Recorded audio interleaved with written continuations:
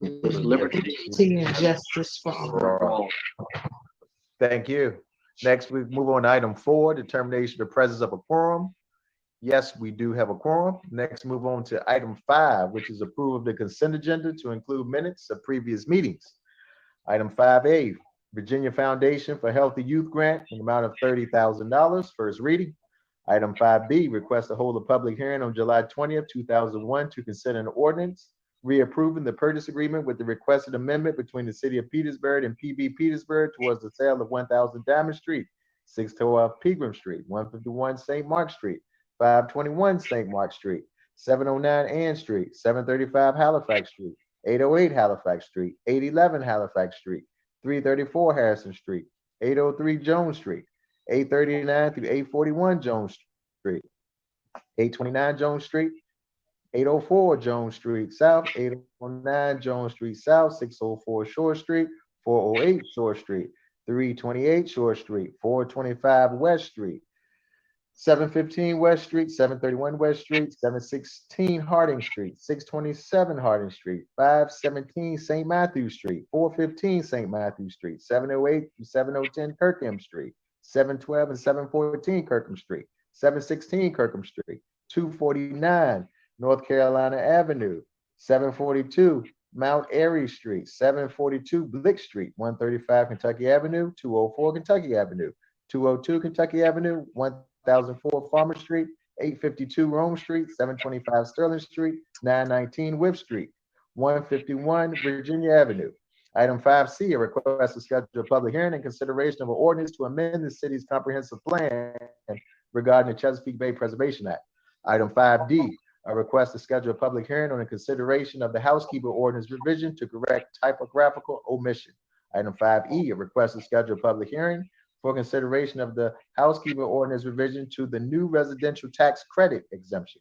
Item 5F, consideration of an ordinance for Virginia Department of Emergency Management Performance Grant from FY20, first reading. Item 5G, request to hold a public hearing on July 20th, 2021 regarding a proposal to purchase city-owned property located at 857 Bank Street, 741 Blick Street, 1411 Farmer Street, 10 Foley Street, North, 111 Halifax Street, 115 Halifax Street, 1611 Hare Street, 1230 Hare Street, 1206 Hinton Street, 751 Jones Street, 205 Maple Street, 1011 McKenzie Street, 921 Pram Street, Richland Street, 110, 351 through 23 University Boulevard, 201 Virginia Avenue, 710 Wesley Street, 118 West Street South, 323 West Street South, 1114 Whip Street, and consideration of ordinance authorizing the city manager to execute a purchase agreement between the city of Petersburg and PB Petersburg towards the sale of city-owned property.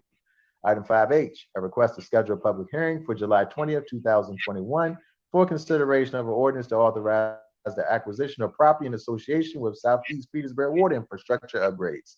Item 5I, request to hold a public hearing on July 20th, 2021 for the purpose of consideration a resolution offering City Council concurrence of a proposal detour into the City of Petersburg for construction of a roundabout in Denwinnie County.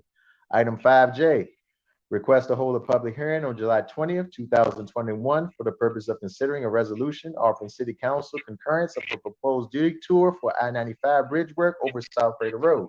Item 5K, request to hold a public hearing on July 20th, 2021 to consideration of a resolution offering City Council concurrence of proposed detour on I-95 for the South Sycamore Street Rehabilitation Project. Item 5L, request to hold a public hearing on July 20th, 2021 for the purpose of considering a resolution authorizing the city manager authority to accept simple conveyances of real property on behalf of the city of Petersburg for the Separator Road Signal Improvements Project. Item 5M, a request to schedule a public hearing for July 20th, 2021 for the consideration to amend and readopt ordinance 14 or 24 regarding the procedure for citizens desiring to change the name of public and private streets in the city of Petersburg. Item 5N, minutes of June 1st, 2000, June 1st, 2021 work session minutes, June 15th, 2021 closed session minutes, and June 15th, 2021 special regular city council meeting minutes. Those are items for the consent agenda. I hope I didn't miss any properties. If I did, please state for the record. Or I entertain a motion to approve the consent agenda as stated. All right, Mr. Mayor, I move that we accept the consent agenda as read. Second. All right, motion second, Madam Clerk, could you please call the roll? Councilmember Cuthbert, Aye. Councilmember Wilson Smith, Aye. Councilmember Aye. Myers, Aye. Councilmember Hill, Vice Mayor Smith Reed, Mayor Pern. Aye. Motion passed. All right, get to item 6, special reports. I'd like to give welcome Councilman Cuthbert back and give him a moment of personal privilege right now. Councilman Thank you, Cuthbert. Mr. Mayor. You know, I really do strongly believe separation of church and state. I also recognize that if it were not for the goodness of God, I would not be with you. I thank all of council members and their wishes, and I'm to be back with each of you. The most distressing thing by far, and while I was absent, was of Willie Noyes. We all admired him.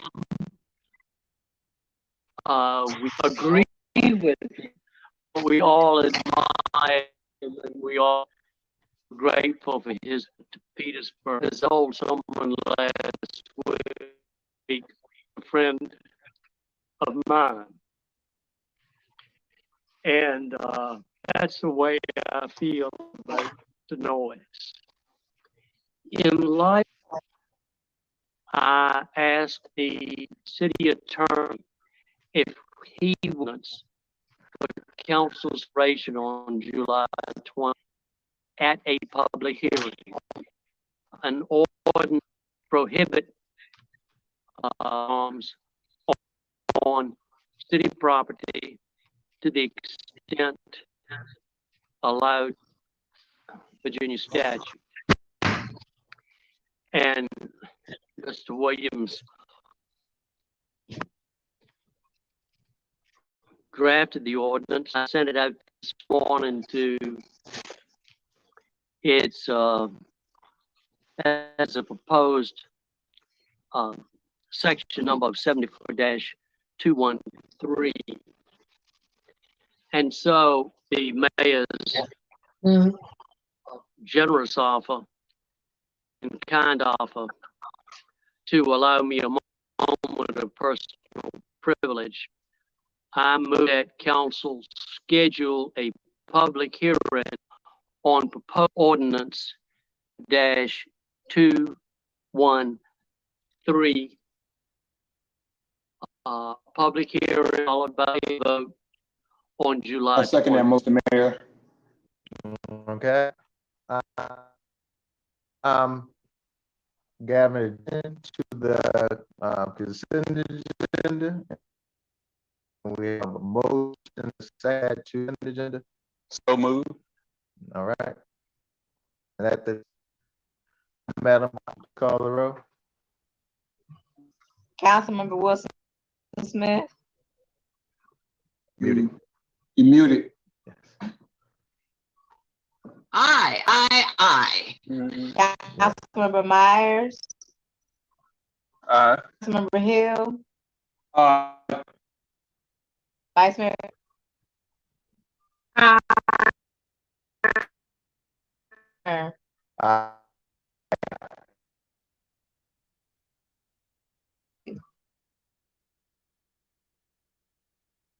Well, We're ready with you. item 6A, presentation, update the status of renovations of home by the Revival LLC. This is from Mr. Brad Shupp. Ms. Case, can you let him in the Zoom, Garrett? They are both co-hosted. They should be able to come in. Thank you.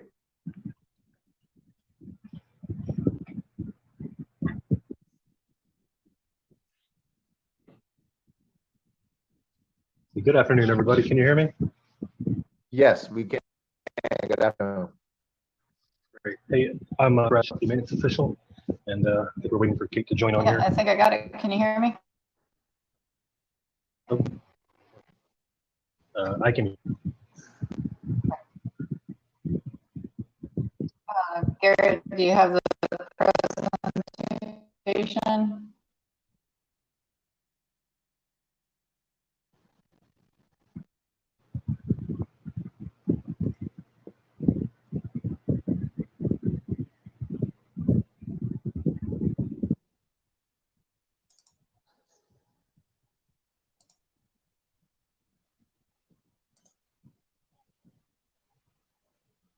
Is the presentation in there?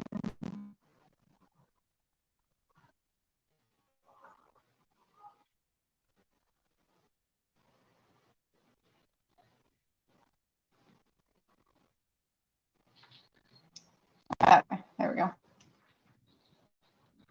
All right. Members of the city council. This property is owned by Dr. So,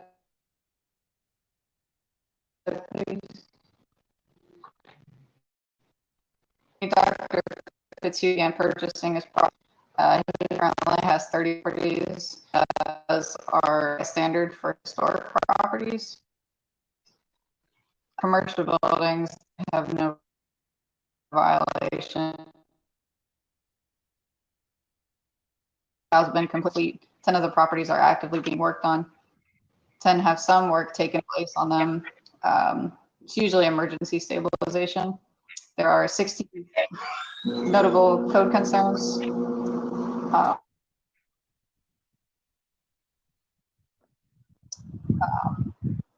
Four notable code concerns are being addressed, and the following images are 11 of the 30 properties owned by Dr. Fitzhugh.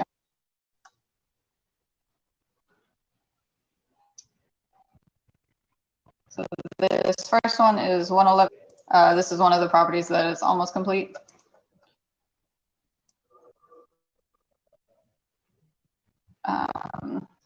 We observed a crew working on the end of May in 2021. The siding, windows, and roof have all been repaired. A new addition is being constructed. Some finishing detail are underway. The front porch columns and railings were being handmade to match their original railings, and that's almost done. The next steps for this one are to complete the interior work.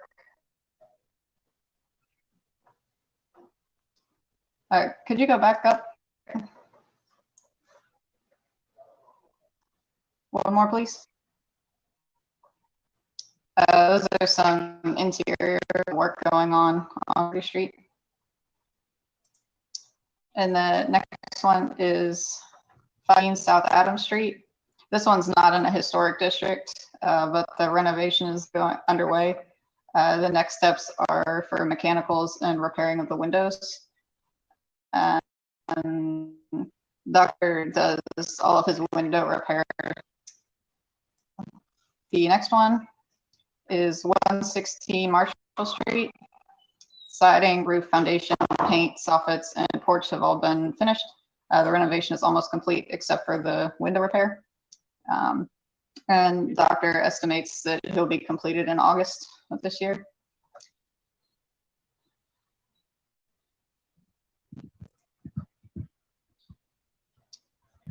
Brad, do you want to take it away? Yeah, absolutely. Good afternoon, Mayor, member of council, and Mr. Burrell. So before, I'm Brad Shupp, property maintenance official, and I'll go ahead and finish up this presentation. So Dr. Fitzhugh had bought 1021 West High Street back in 2017, and finish this one rather quickly. I know it does say it needs to be completed, but this one has actually finished back in 2020. A little error we're correcting.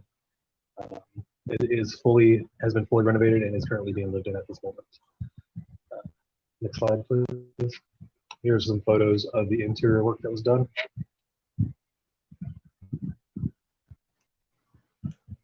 1152 West High Street, purchased again in 2017.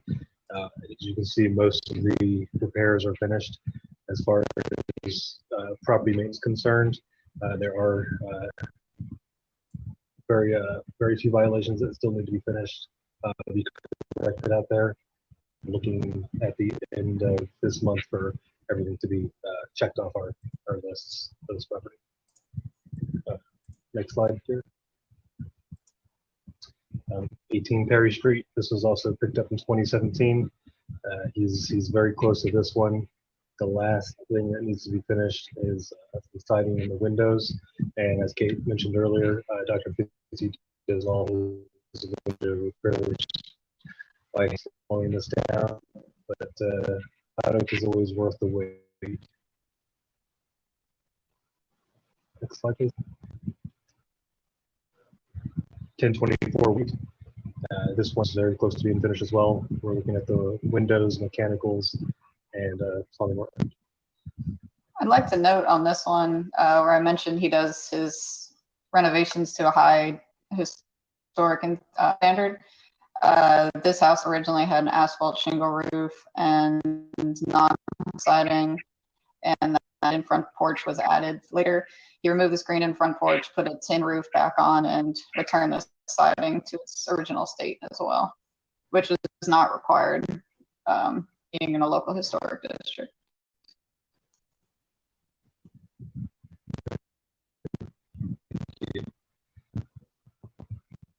Uh, 1023 that was brought up of concern. This one is with all of his projects, we'll see drastic improvement once he gets to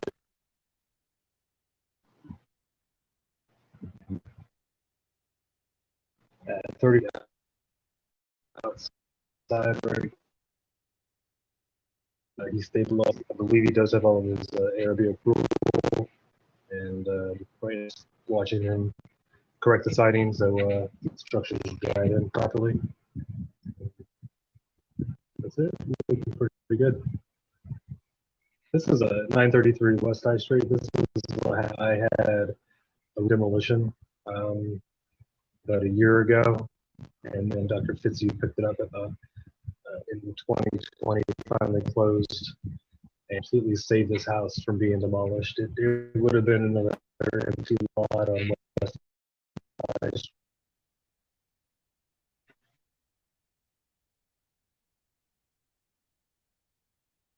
Not only so Dr.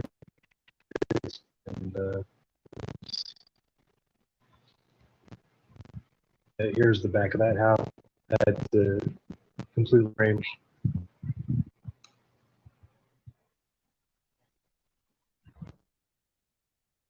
And that was current projects.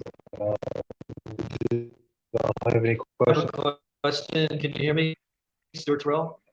Sure. Did we provide any incentives to Dr. Fitzhugh, or is he doing this philanthropically or for some sort of foundation?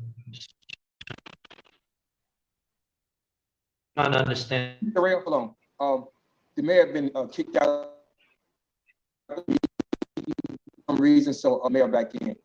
And sorry about that. He just called me. So find the mayor out there somewhere. Back. Go ahead, Mr. Back in. Terrell. Thank you. Okay. Pete, are you aware of any incentives?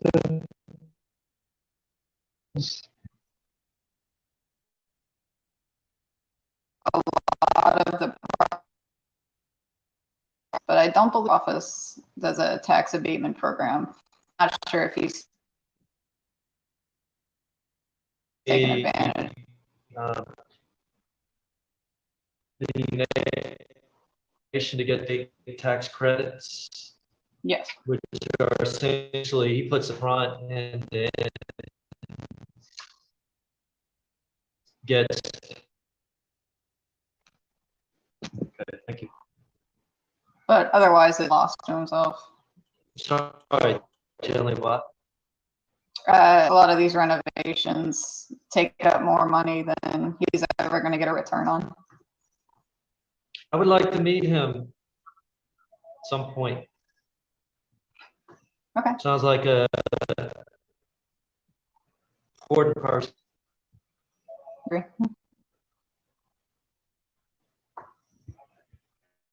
All right.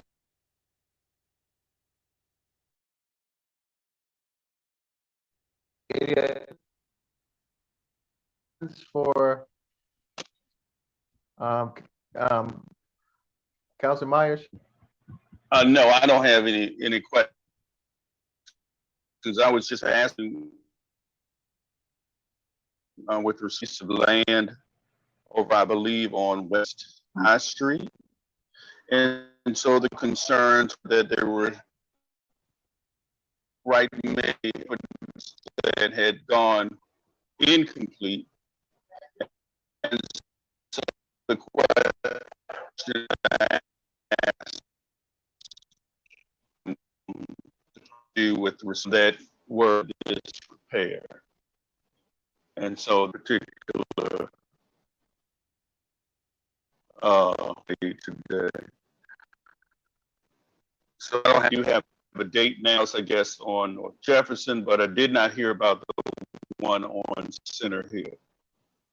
The plans for Center Hill have been submitted to the architecture board, be reviewed. I should know the date off the top of my head.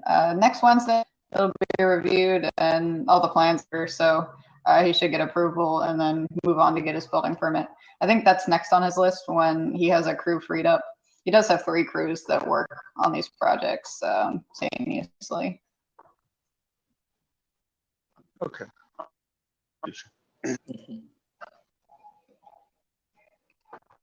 Just like to be updated.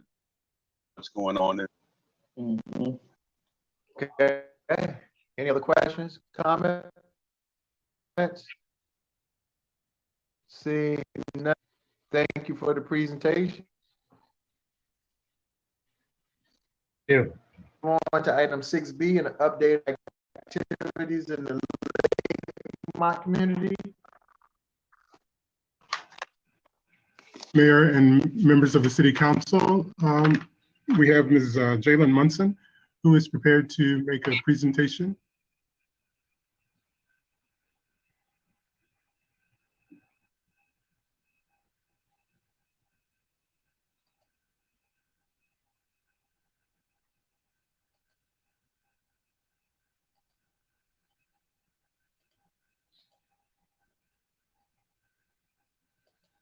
Thank you. Good afternoon, Ms. Mayor, city members, and welcome, Mr. Terrell. I'm a health educator at the Extension Office here in the city of Petersburg, and I'm representing today a work group that formed in late 2020 community. This afternoon, we'll highlight some of the projects that we have accomplished, so along with that we'll be working on. Is there a way for me to presentation? You can do that. Yes, you can share. Thank you. I'm working on that right now. Okay. One of the first projects is the health and nutrition standards that will be highlighted among the community's food pantries, corner stores, and other food retailers. This particular program is offered through Virginia Cooperative Extension and the Family Nutrition Program, which allows for us to provide resources to these community partners to highlight healthier options to their clients and customers, along with recipes that individuals and families can to also introduce sustainability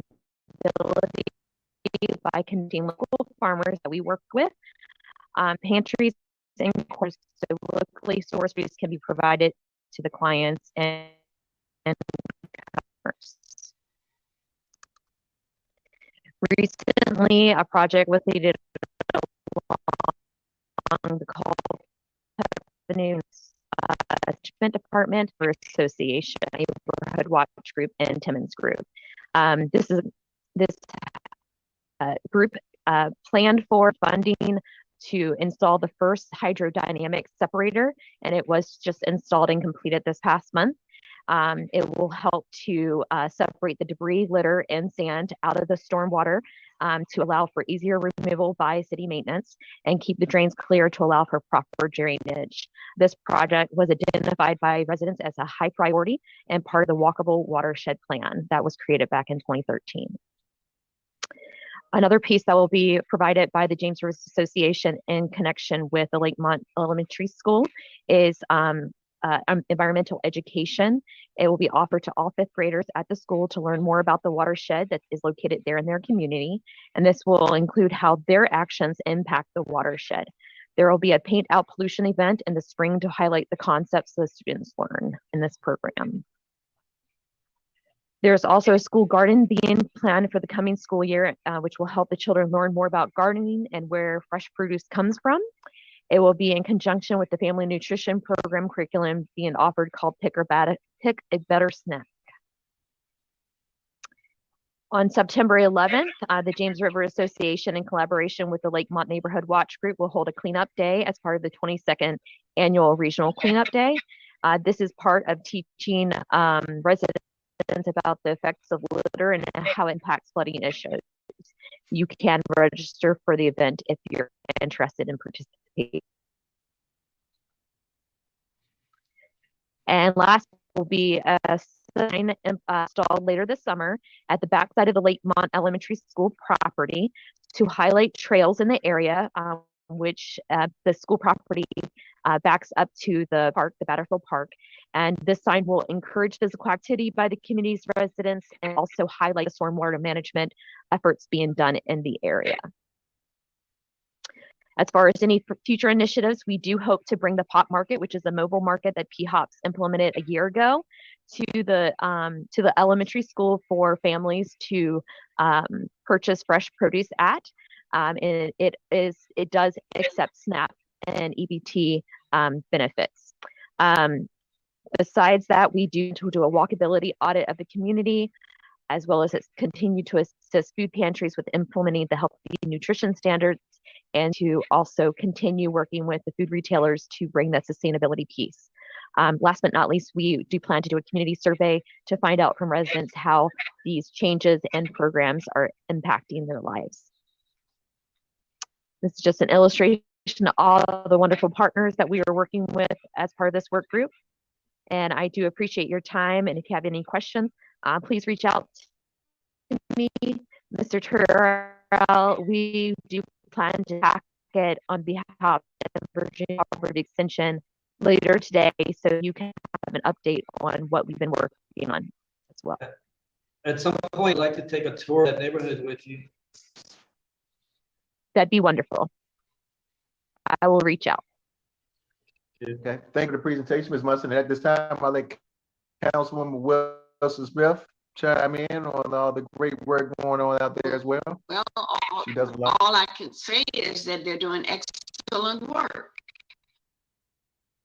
I've attended a couple of stalls, but a couple of I'm always impressed by what they do and what they have to, and their ability to reach out to neighbors in that neighborhood.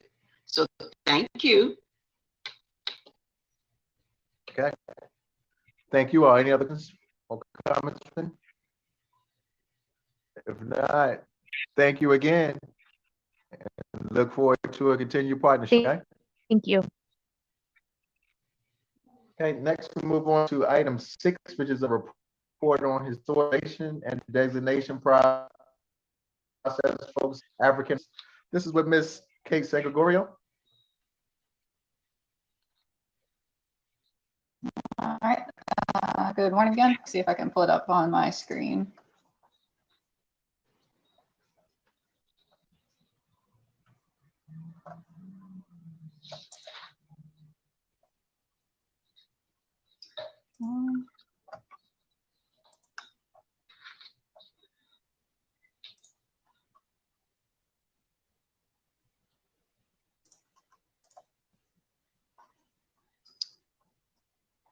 All right, is the presentation showing? Yes. All right. So this presentation is about covers some of the process for our different levels of historic writers and excuse me, our African Americans within the city. So different designations. We have National Historic Landmarks, which is the highest level you can get in the country. And then we also have the National Register of Historic Places. We're our own state, excuse me, our own state level register for historic resources, and we can have our own local designations. And we also have different types of historic markers. There's a state highway marker program. There's a civil rights and education heritage trail, the Civil War trails.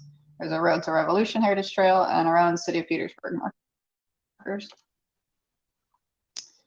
So federal designations are through the National Park Service Interior. The state designations are from our State Historic Preservation Office, which is the Virginia Department of Historic Resources, which we call DHR, and local designations come through the city. When evaluating historic criteria for these places, the 4 different criterions are A, for events, and they're associated with historic events. B is for a specific person. C is for architecture, and D is for archaeology. So a little about National Historic Landmarks. These have the strongest association with a significant event in our nation's history. They best tell the story of an individual who played a significant role in our history. They're in a particular building, engineering method, technique, or type. They have the potential to yield new and innovative information about the past or archaeology. There are fewer than 2,500, and this is a typo. There's actually 123 in Virginia, and we only have 1 in the city of Petersburg. All national marks are automatically included on the National Register of Historic Places, but not vice versa. So our National Historic Landmark is the Exchange, the National Register of Historic Places. National Register is managed by the National Park Service and is the nation's official list of historic structures. There are more than 80,000 listings made up of 1.4 million individual resources, buildings, sites, districts, structures, and objects. On the National Register, there are 3,266 sites in Virginia. We have 46 in Petersburg, and only 4 of those sites have significance to our African American history. The National Register has at least 1 listing from nearly every county in the United States. This focuses on buildings that are more than 50 years old, and newer buildings be especially significant to be included. The benefits of the marks or National Register designations affect what private owners can do with their property, or come with any obligation to open it to the public.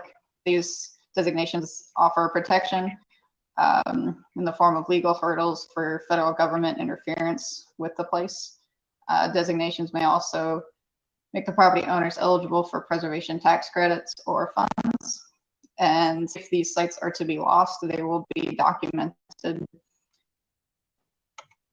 So the Virginia Landmarks Register, listings on state registers trigger regulatory protection from the state government if their activities are going to interfere with these properties. The Virginia Register is administered by DHR. The mission of DHR is to foster, encourage, and support the stewardship of Virginia's significant historic, architectural, archaeological, and cultural resources. And almost all properties that are on the Virginia Landmarks Register are also on the National Register. So a little about the process here.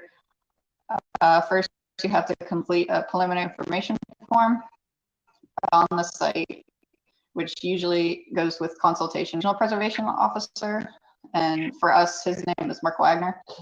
The regional staff will present that information form to an evaluation team to determine its eligibility. And then the state review board will review and recommend whether or not that preliminary information form is good enough to submit a full nomination. And it's recommended that these complete nominations are filed by professional consultants. So then the Board of Historic Resources is the one that approves designations to the Virginia Landmarks Register, and the State Review Board recommends nominations to the National Register, which are forwarded to the National Park Service. And then our Petersburg Register, in the zoning ordinance, City of Petersburg put protections in place for local historic resources, including ordinance established our local historic districts. The ordinance creates a process by which property designated as individual local landmarks or as contributing structures within a historic district, and a certificate of appropriateness, or COA, from myself or Architecture Review Board is required prior to any exterior changes to the structures to make sure that they keep with the historic character of the building in the area.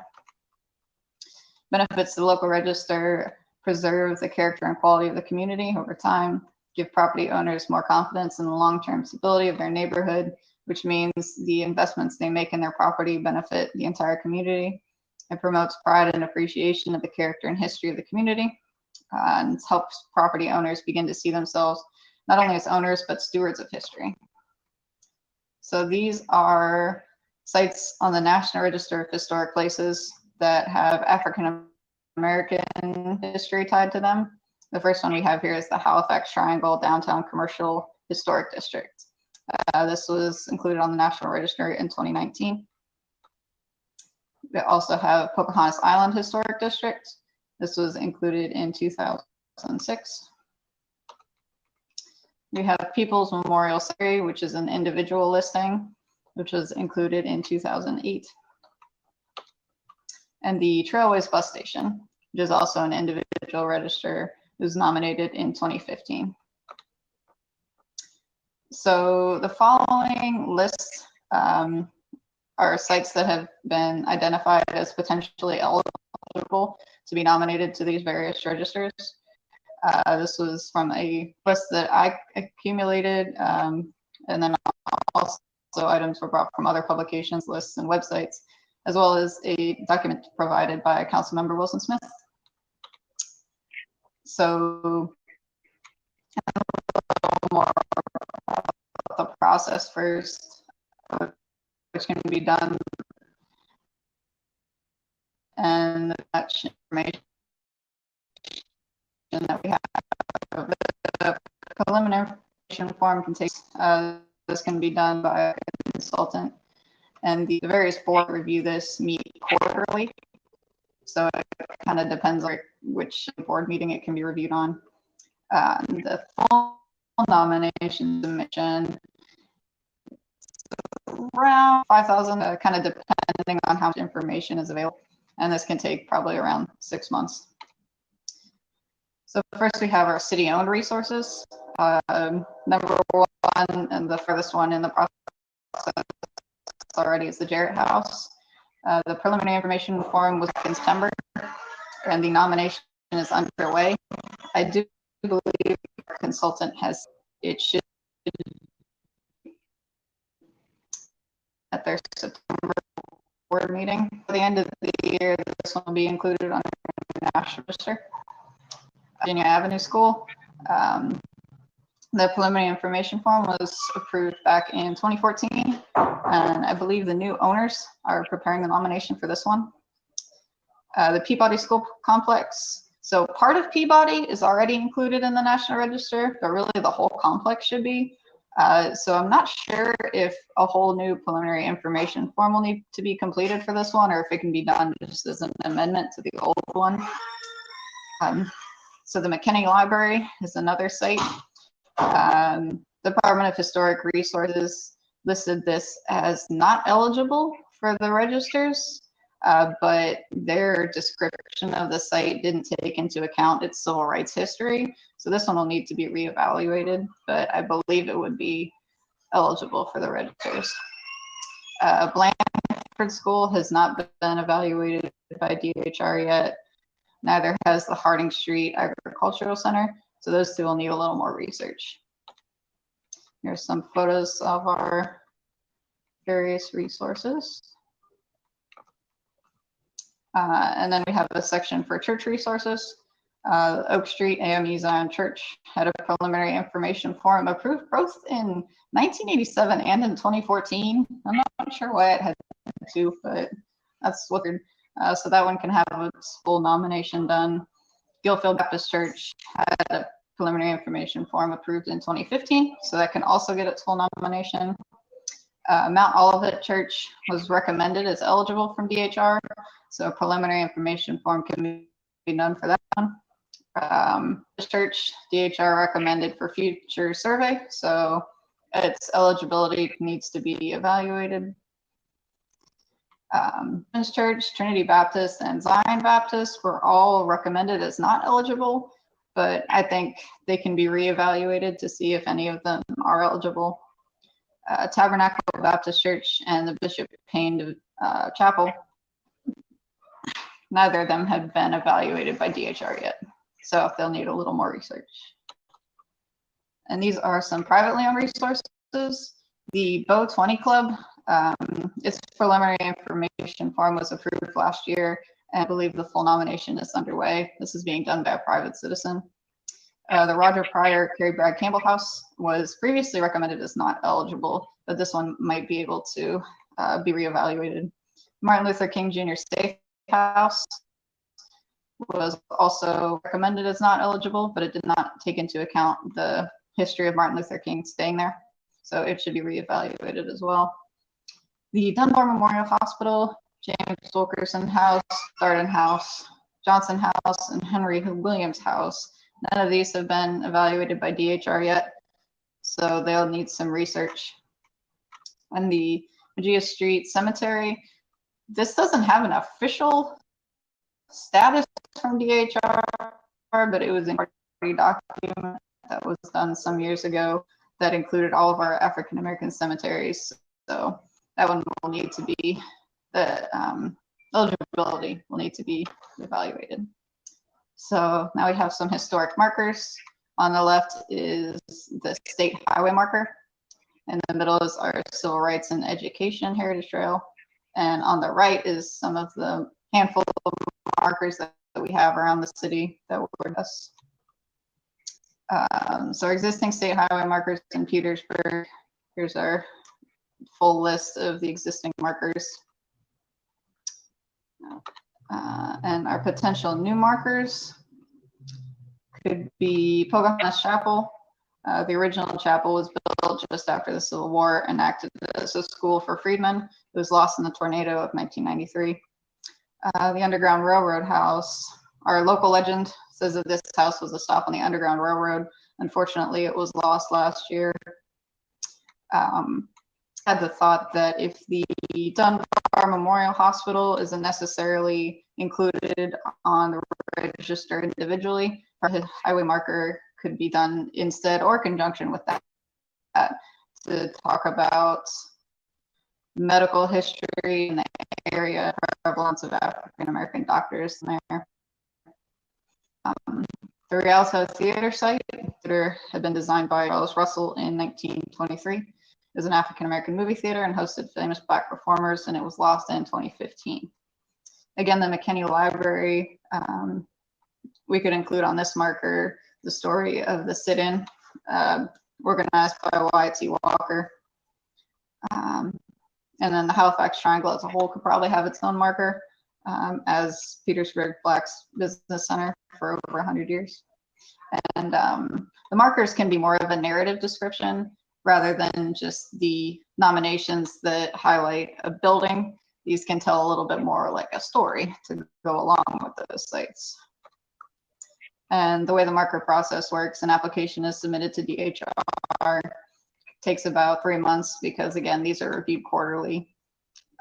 Once it receives approval,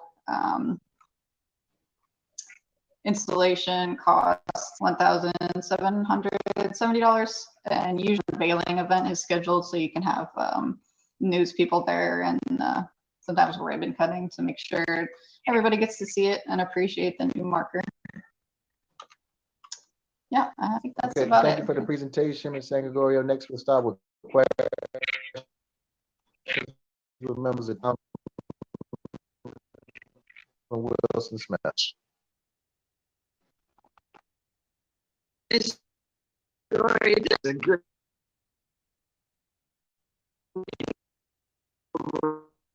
and over it.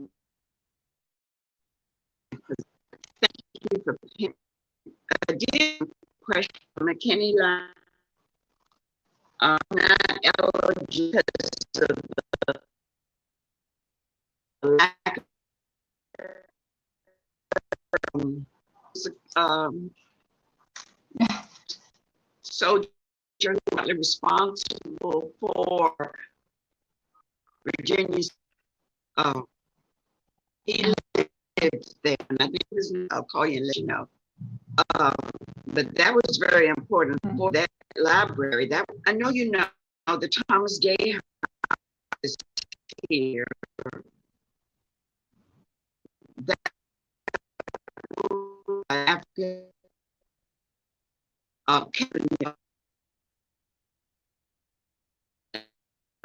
on the listing as a private owner. Yeah, it was here. It wasn't built, and it's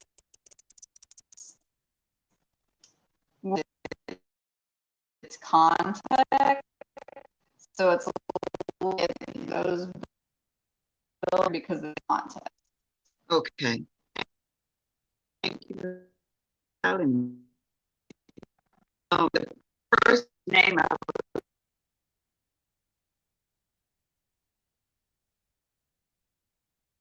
think of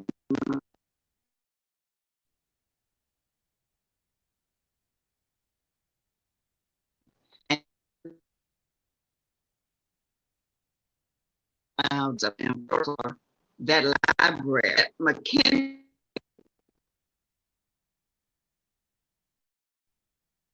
More because you're just taking another route.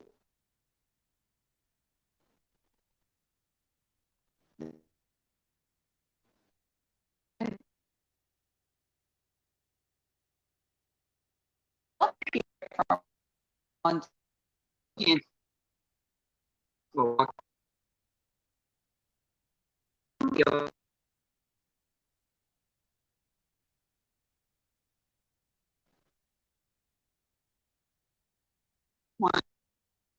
This.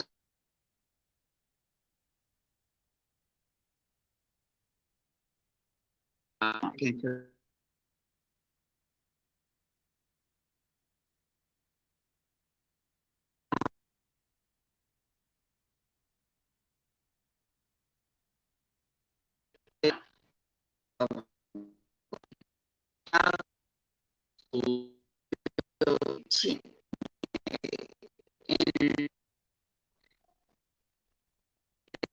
Also on that property skating bridge.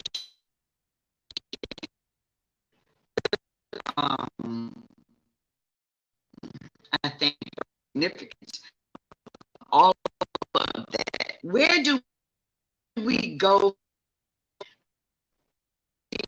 You would say keep Peabody on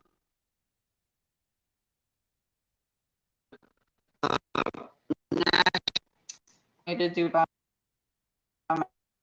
myself. Like I said, are done by consultants.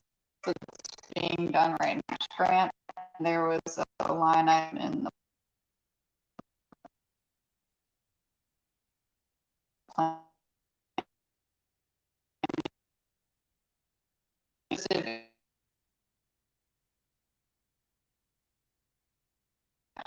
So she brought the WPA back of Cooper. They can marry just the plans that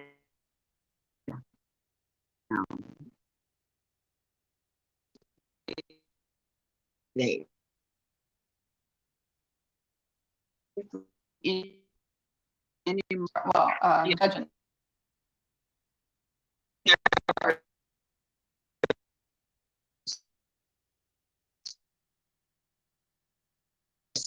didn't see that on, and the last thing is update on the American the tourism department was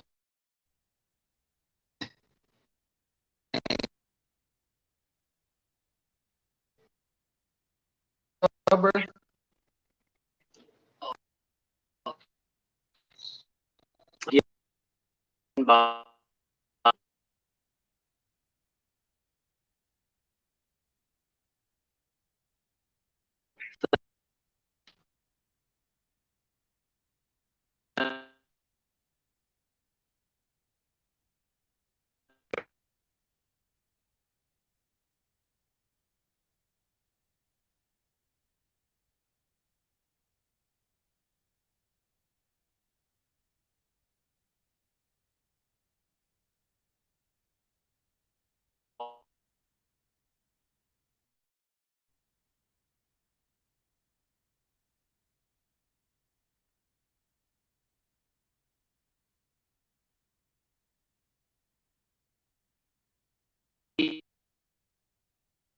By right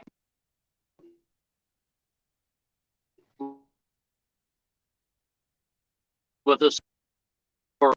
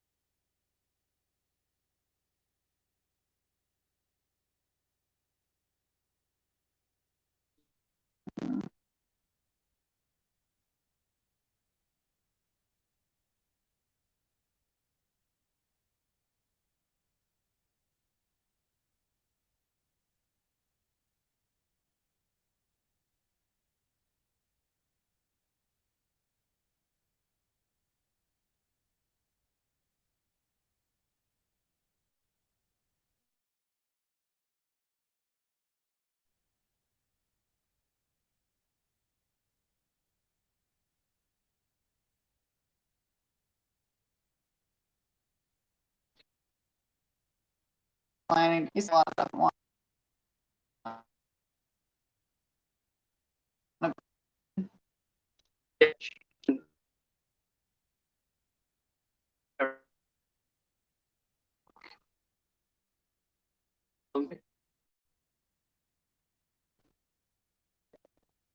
for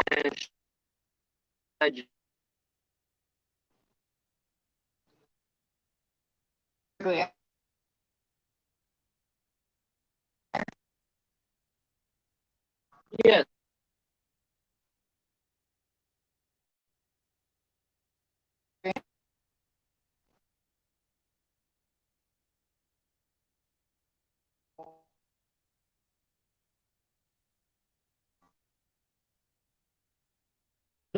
No.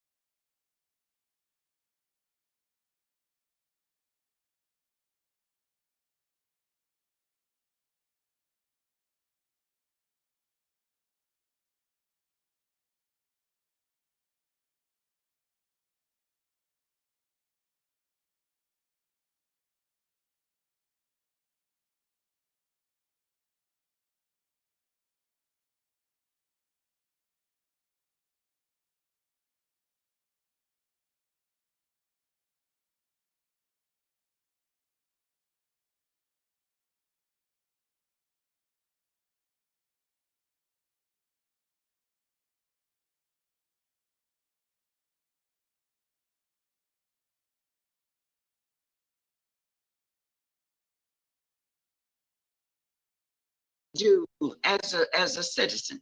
What the picture in front of you is at the beginning of, this is a very old picture. It goes back to when we first put up or fixed up the tennis courts and everything. Next slide, please. What I started looking at was all of the parks, and I got information about some of them. So what you're going to see is not every park in this city. What you're going to see is some of our parks. And you'll notice in the picture, the grass which grows up through most of the basketball courts, no netting on the court. And beside it, you're going to see what is actually needed to improve the parks that I'm showing you. Next slide, please. This is a sports complex playground where we just had a very good Juneteenth event. But if you look at the wooden beams, that's not safe for any child in actuality. That could be harmful. It could cause kids who like to walk on things like that to fall, to break a leg, break an ankle, get splinters in them. Please, AP Hill Playground. And what you see is everything that's needed on these playgrounds and or parks. You still see the grass growing up through the basketball court. Next slide. Legends Park. These are pictures of the different parts of the park. You see the cracks at the basketball court where the cement is apparently cracking. You see where the grass is growing. You see where the benches need to be painted. And you see the list of things that need to be done. Next slide. Jefferson Street Playground. Nice equipment there, but look at this. Next. Those Street Park, but it really needs an overall, which is what it says right here. Next slide. Please. Blend Playground. Yes. And basketball, what do you call them? The nets, equipment, we need to repair it or paint it or get some. Next one. So this is an overall picture so you can see exactly what people see. They have children and they want to go and visit the parks and playgrounds. We need to be sure that it is presentable. When we consider having events, we need to be sure that we have events in places that are presentable, in places that are safe.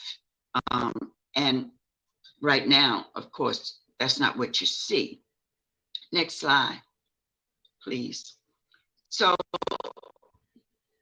these are my proposals because what I looked at and thought in terms of us and events, I thought about how this city used to have art in the park on Sycamore Street, and that brought in a lot of people. We had it on a weekend. It brought people in from everywhere. And people, our citizens, would go around and look at all of the art that was available. I thought about a Veterans Day parade, an event which welcomes our soldiers. And I mean, we have to keep a good relationship with Fort Lee. A Veterans Day parade promotes that relationship. I thought about a weekend celebration of our city, Petersburg, Virginia's birthday, Petersburg, Virginia's highlights, just a whole weekend. And I have that proposal, which I'd be glad to send to you all.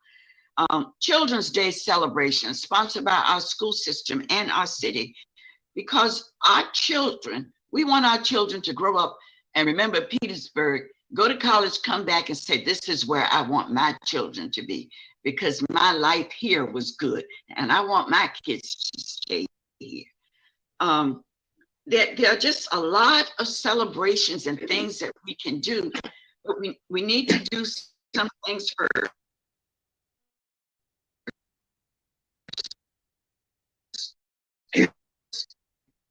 forward you our parts. We need to gather all the information from our parts. I can show you all of them. We need to know, as we have, are they in the perfect location for us? Not just for today, but for tomorrow and the next year, and see how we want to have our parks distributed throughout our city to give us the greatest good. And lastly, before I close, I took the time to look at the American Rescue Plan Act, and we can spend money to support public health. Now, if we fix up our parts and have events, we are addressing physical and mental health, physical and mental health. And so my proposal, which I will come back with, is that we look at everything I presented to you and we make some decisions about our parts and that entire department, which would of course need funding to carry any of this out. My purpose is to give you the information. My purpose is to share this with you and to ask you to join me in finding a way through the American Rescue Plan Act to supply the funding to this department to do such. And the last thing is a quote from Marion Wright Edelman. We are willing to spend the least amount of money to home and the most to institutionalize him. Let's do something. Let's change that quote around and make our money go towards the advancement of our children, our families, the health of this community, which we are number 133 in, and our city. And Thank you, Councilman Wilson Smith. I'd just like to add, I know you talked about the art in the project that was on the park on Sycamore Poplar Lawn. Yes. And I would just like to highlight, I know Councilman Cover and I was out there when we had California Heights Baptist Church and Baptist Church. They came out there with about close to people, and the trees trimmed and fixed up. And I think we need to look at doing more, getting more type of because that day they really are, and it's been looking good ever since. We can get some sort of initiative in place to, partner with based community and stations that always ask what they can do to help Peter. Next, I go to Thank you, Mr. Mayor. I agree that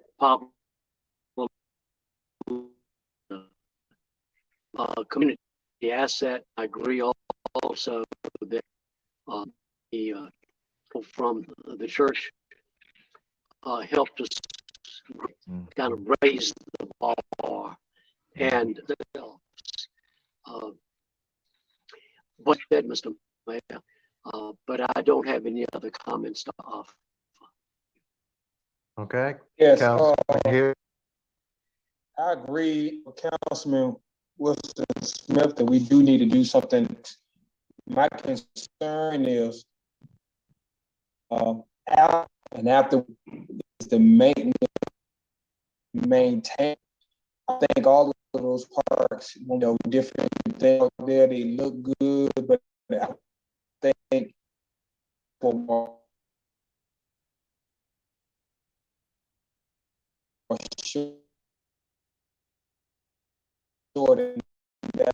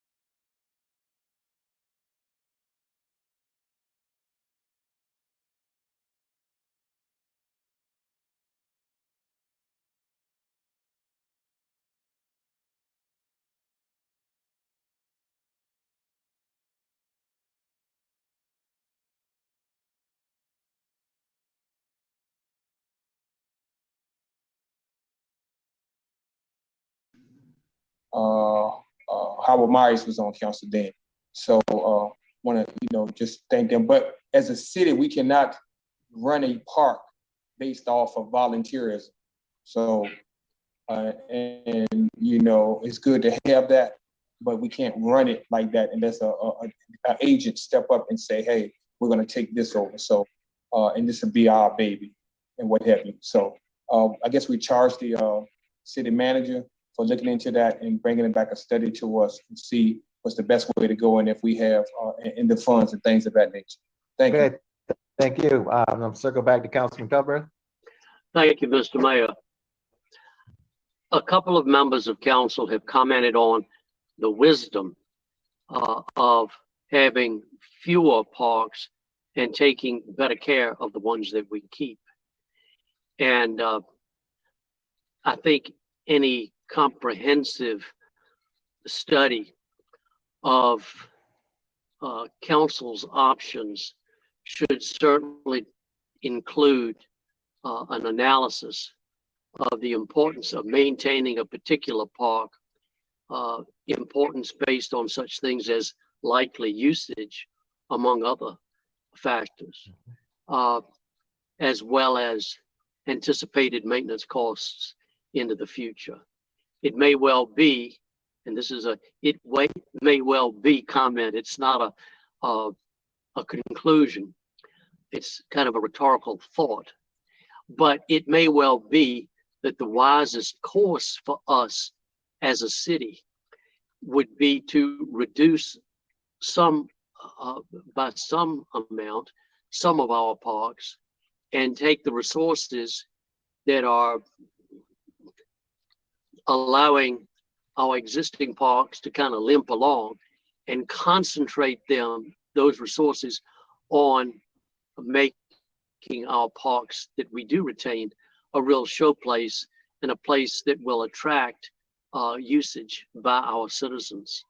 So that's just one of a number of factors that I think council and the city manager's office should take into account in deciding what should we do in the future to address the shortcomings that Ms. Wilson-Smith has done such a fine job of highlighting, at the same time that we are practical about how much can we really spend, given that every dollar that we spend on the parks is a dollar that we do not have to spend on, let's say, helping our children to read, supplementing the efforts of the school board to teach our children to read at grade level, at the 3rd grade, something that I think is terribly important. And I believe there's a causal link, as I've said before, between our abysmally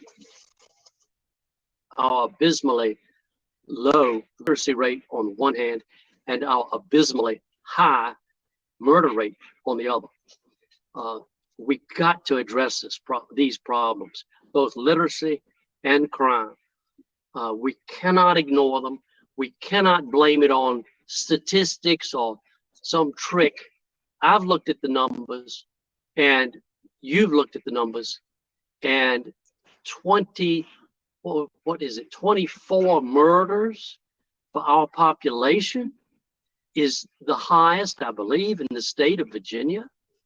And to slough that off and pretend that that is due to some kind of statistical magic, I think is putting our head in the sand. Yes, Councilman Cumber, we'll have those sessions to talk about those items as well in the coming, but I just want to, I don't want to take too much away from the focus on the parks at this time. And we'll circle back around and have Chief talk about those other things, those other issues. Understand, and I appreciate it. With the schools. Thank you. Okay.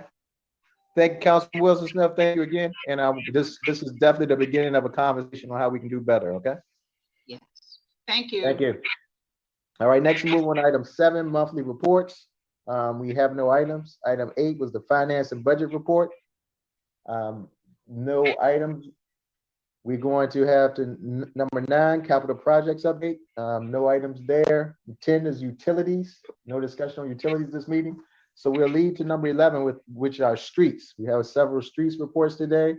And the first one is a report on the proposed detour in the city of Petersburg for construction of a roundabout in Denwinnie County. And if you could let Ms. Tangela Enos in, and we have, see Mr. Barnes has raised his hand as well.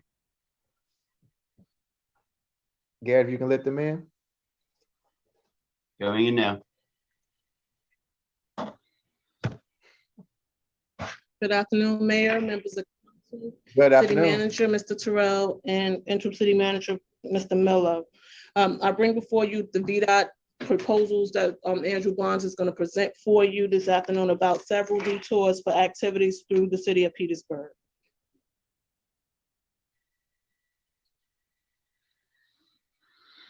Andrew, are you there? Yes, can you hear me? Yes. Okay. Garrett, can you make Scott Chapman from Vdot a co-host? He will be presenting items 11A and 11B. 11C will be, we're requesting to be removed at this time. Vdot does not require concurrence for the detour until later on. And then I'll be presenting 11D.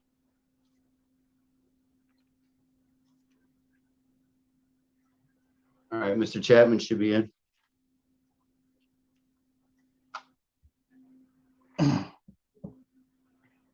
Good afternoon, Mayor and City Council members. Can you hear me? Yes, we can. Thank you. All right. Sorry to not be certain about the next steps here, but we don't use Zoom often at VDOT. Can I control the presentation, Andrew? I believe you can screen share if you want, or Okay, I'll do that. I'll share my screen because I have the presentation also.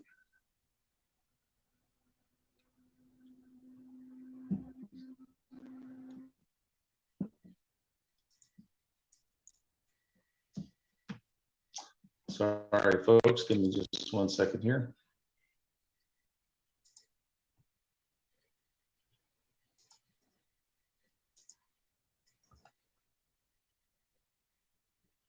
Can everyone see my screen? Yes. You see a VDOT presentation, I hope? Yes. Great, thank you very much. Again, good afternoon, Mayor and City Council members. I'm here on behalf of one of my staff members who is away on vacation this week. My name is Scott Chapman. I'm the Assistant Location and Design Engineer for the Richmond District VDOT office. My role at VDOT is I oversee a group of project managers that manage our projects from when they're initiated through the advertisement and bid phase of each project. So we have 2 projects we'd like to present to you today. So I'll start with this first project. The first project is a roundabout at routes 600 and 601 in Denwinnie County. Just some general information here. Again, the project's in Denwinnie County, which is in our Petersburg residency. You can see there a couple of maps, one that shows an overall project location and the one that shows the project site. The next slide here, very quickly, what you see here is the current concept or drawing of the plan. We are at the initial stage of this project, which means we are trying to set the scope, schedule, and budget of the project. This is a smart scale project that I imagine you're familiar with. So the budget and scope are set very early on. So many of those items are already in place. We're trying to work out the details of the project at this point. And we've realized that we need the ability to have detours in order to install this roundabout. The next slide you see here is a maintenance of traffic concept. There are 5 phases of work that you can see in this project. Phase 4 includes the installation of a precast truck apron. This precast truck apron will minimize intersection downtime, which will allow us to minimize the amount of detour time that we need. Precast meaning that it's simply cast off-site in sections and brought to the site and installed, as opposed to being poured and cast in place and cured in place at the location.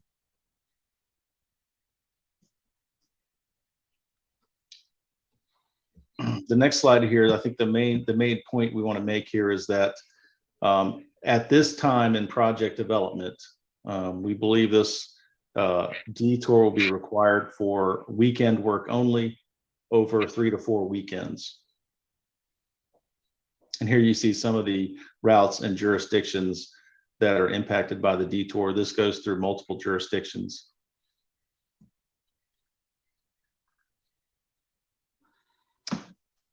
The next slide you see here is the detour concept for when Route 600 is closed.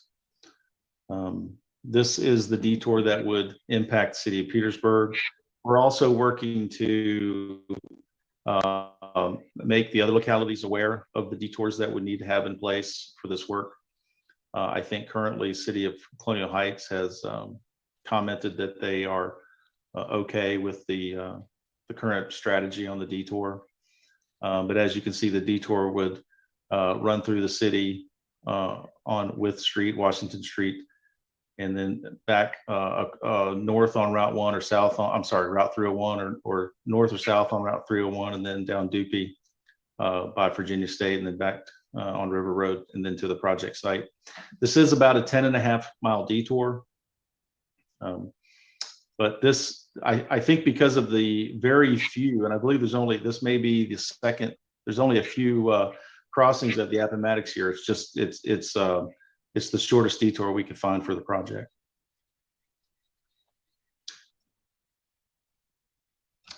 When we're closing Route 601, the detour concept will be here. And what you see here is a detour that's in Chesterfield and Denwinnie only. So this would not impact the city of Petersburg, but we at least wanted to present that to you.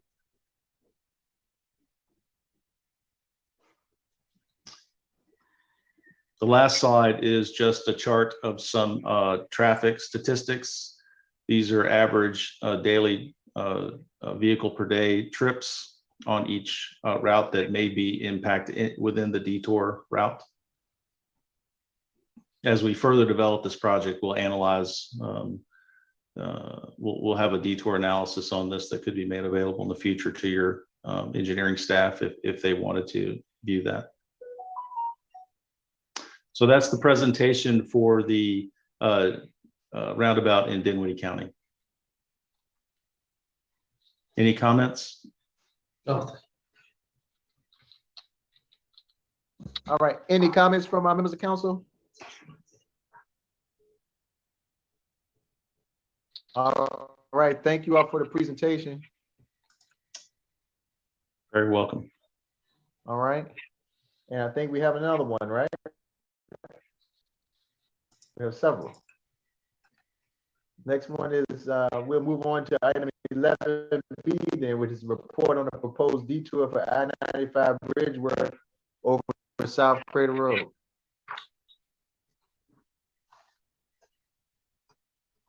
Okay, thank you, Mayor. I ask again, can everyone see my screen? And then yes, we can. The slide that shows the construction phase and detour concept. Great. Yes.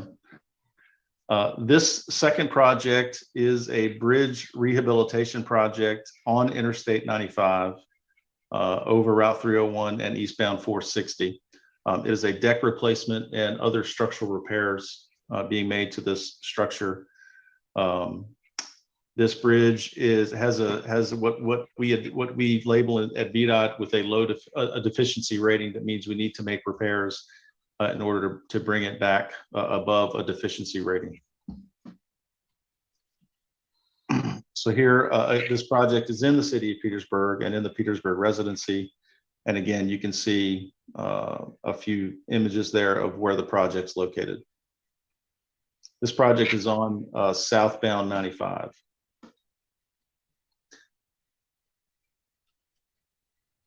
The next drawing here just shows you a better image of the bridge replacement and, excuse me, the deck replacement work. One thing I want to call out is it'll help in some of the future slides is that the difference between the main line of Interstate 95 and the CD lanes, or collector distributor lanes as they call those. Many of you know this area well, and the separation is the barrier separation between the main lines on 95 and then the exit ramp, if you will. The exit ramp to the right would be the collector distributor or CD lanes. This project is ready to be advertised. So we will be advertising this project in the next few months. And unfortunately, I don't have the date right in front of me, but it is set to advertise very soon, which means the project could be awarded in the fall of this year and potentially You may see some construction begin by the end of the year, depending on how the weather treats us in the next few months and the type of work that we might have to do out here. Oh, here it is. Here's our schedule. We're going to advertise the project, which is in our terms that we use on our dashboard at VDOT is 80 solicit bids. So we will request bids from the construction community in September, and 84 start delivery is our typical our dashboard date to start the project. However, that could be sped up depending on how easy or how well the whole bidding process goes and how quickly we can get a contractor on board.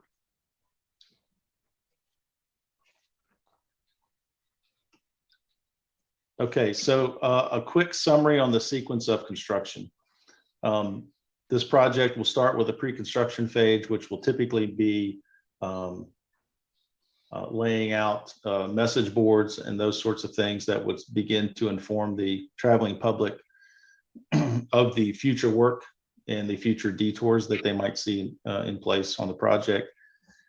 Phase one is the CD lane bridge deck replacement. So we will be replacing the entire deck for the CD lanes. There will also be some pier and substructure rehabilitation work there. That is a 3-month duration project. The next phases are 2A and 2B, and I'll have some pictures below that will help you understand these better. That will be phases 2A and 2B will be I-95 southbound mainline bridge deck hydro demolition. Effectively, the hydro demolition removes the bridge deck from the bridge, and then we replace with a new surface. Phase 2C would be finalizing the project and restoring back to the original condition, which we think would take 1 week. So again, the pre-construction phase will be placing portable changeable message signs 2 weeks prior to beginning construction along all the impacted routes. We would also install advanced warning signs under shoulder closures. Okay, here phase one, I think you can see a little better detail. Keep in mind, these images are looking north. So while you might be thinking in your mind, traveling in the direction southbound 95, this is actually looking north.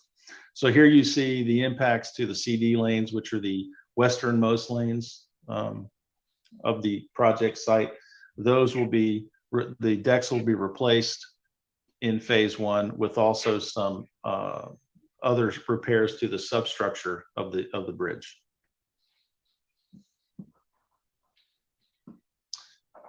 Phase 2A, you'll see here the westernmost area of the mainline bridge or the westernmost lane of I-95 southbound mainline will undergo hydro demo process. Barriers will be in place to separate traffic from that work.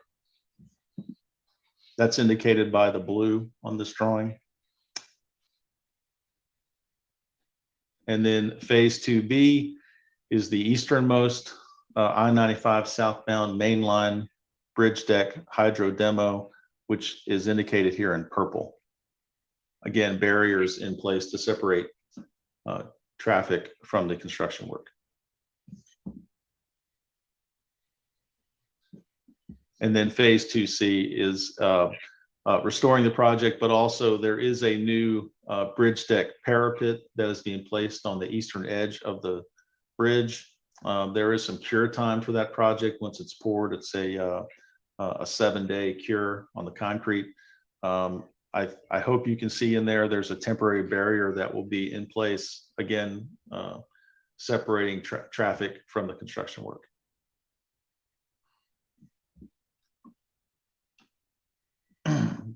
The work that will go on under phase 2C, which is, as we're calling it, restore to original condition. Again, a temporary barrier in place to allow the new bridge parapet to cure. We will install permanent pavement markings on the new bridge surface and remove all temporary traffic channelizing devices and temporary pavement markings, remove all detour routes and restore traffic to condition to existing condition. and remove all advanced warning signs. A look into the detours that are needed for the project. I-95 northbound off-ramp to I-95 detour. This is a phase 1 only detour, effectively closing the ramp from I-85 onto I-95 southbound. And that's because the CD lanes will be closed, so you cannot access, you cannot get onto 95 from that area. So this is the detour that'll be in place. Traffic will exit at onto I-95 north, and then exit at exit 69 Washington Street, turn left onto Washington Street, and then turn left onto I-95 southbound, and then merge onto I-95 southbound traffic. Some details at the Washington Street lane closure. I'm hoping you can see this, but we're going to have to channelize traffic to accommodate the I-85 ramp detour. We'll close the leftmost travel lane prior to I-95 northbound off-ramp terminus, which you see in here. You can see some barrels being placed for the closure. Allow free flow movement from I-95 northbound off-ramp across Washington Street Bridge to I-95 southbound on-ramp. So this movement here.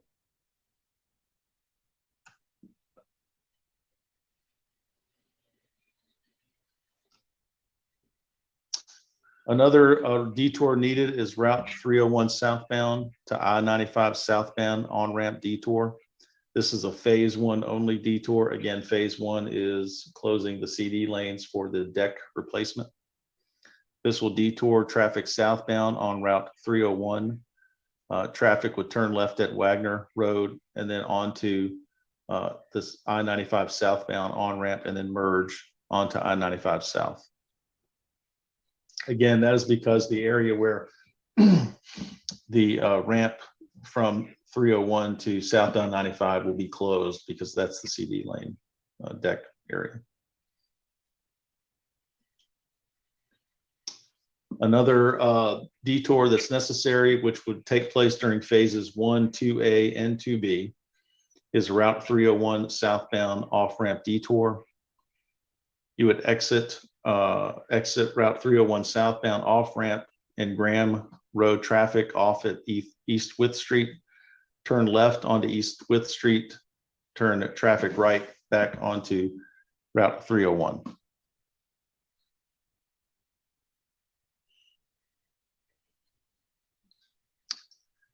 I probably should say if there's any questions you can ask, or if you just want to ask at the end, that's fine as well.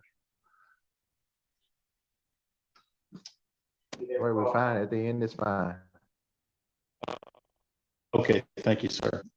Route 40 bus detour. This is also for phases 1, 2A, and 2B. Detour traffic destined to Route 460 business from I-95 southbound mainline. Exit traffic onto Wagner Road. Turn traffic left onto Route 460 business.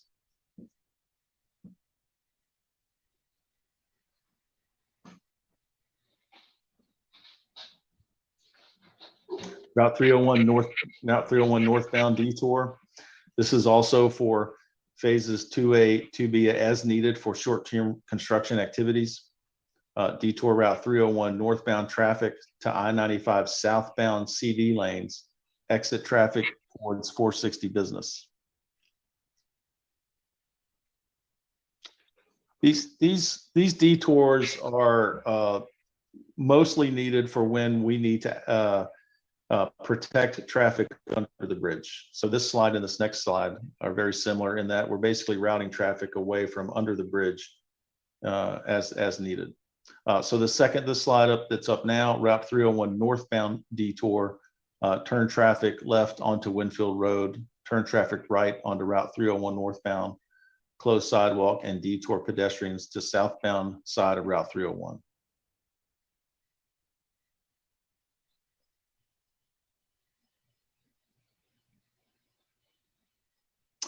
Okay, let me lots of slides, sorry. Route 301 southbound detour. These are phase 1, 2A, and 2B as needed for short-term construction. Similarly, moving traffic from under the bridge. So we would detour Route 301 southbound traffic to the I-95 northbound CD lanes, close I-95 northbound off-ramp to Route 301, detour traffic to exit 50D towards Washington Street, turn left onto Washington Street, and then turn left again onto the I-95 southbound on-ramp and merge onto I-95 southbound. Use exit 50 towards Route 301, turn left on the Graham Road, and then turn right on Route 301 southbound. We would close sidewalk and detour pedestrians to the northbound side of 301.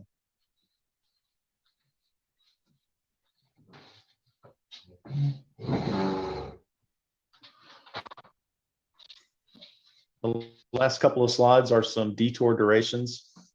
Again, you see phase 1 is up to 90 days. Phase 2A and 2B are 2 to 3 days. Typically, we would do those on weekends, which would be Friday evening to Monday morning.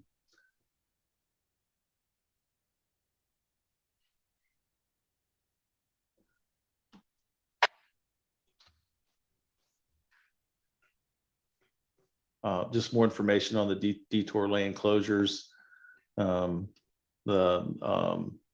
Per each phase, the number of lanes that would remain open, number of lanes that would remain closed. Again, the most significant is the phase 1 work that would occur up to 3 months.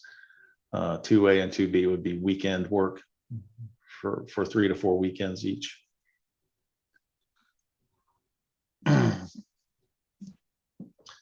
What we have here is a slide on some detour travel times.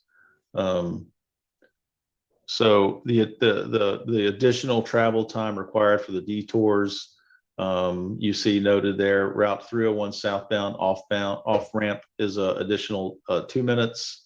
The Route 301 southbound to I-95 southbound up to 10 minutes. 460 business is 4 to 6 or 3 to 5, depending on the direction on 460. I-95 northbound off-ramp to I-95 southbound detour is 2.5 minutes. Route 301 northbound is 2 minutes, and Route 301 southbound is up to 6 minutes. And that's the end of our presentation. All right, thank you for the presentation. Next, we have any questions from members of council with Councilman Hill and Councilman Cuthbert. Well, I guess you answered, thank you for your presentation. I believe you answered it. So the long term would be 3 months, being that providing that the weather and everything cooperates, and the short term would be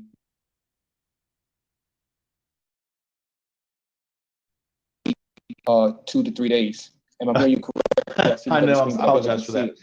Yes, that's correct. The long-term detours would be 3 months. Going back up to this slide, if it's any better for, I was having trouble seeing it myself. It's on my own computer. So the CD lane closures is up to 3 months. And then the main line work is 2 to 3 days closures over a series of weekends, as many as 4 weekends. When are you actually going to start? I suspect the start would be around March of next year. It could be earlier if weather allows, but many of the products that we build are weather dependent. So it's more than likely actual construction would start as the weather improved in March. Okay. And as related to bridges that are, here in our city, that's the same deadline too, March, or? I'm not sure I understand the question. Well, so the project is going to start probably next year, March. Correct. That's basically. Yeah. If that changes, if that timeline changes, we'll definitely notify Ms. Ennis' staff so she can communicate, or you can know for sure the start dates on the project. And with that being said, we're good as far as the safety of the bridge till March, right? Correct. Yes. Yeah. All right. That's all. Thank you, Mr. Mayor. Appreciate it. Okay, thank you. Next, Councilman Cover. Thank you, Mr. Mayor. Thank you for that detailed presentation. Let me ask you about two merger points that appear to me to be to present a lot of risk to the public. Both of them deal with merger onto I-95 southbound at or near South Cradle Road. Now, and these two merge points are very close to each other. Let me start with the merge point between I-95 southbound on the one hand and traffic coming in from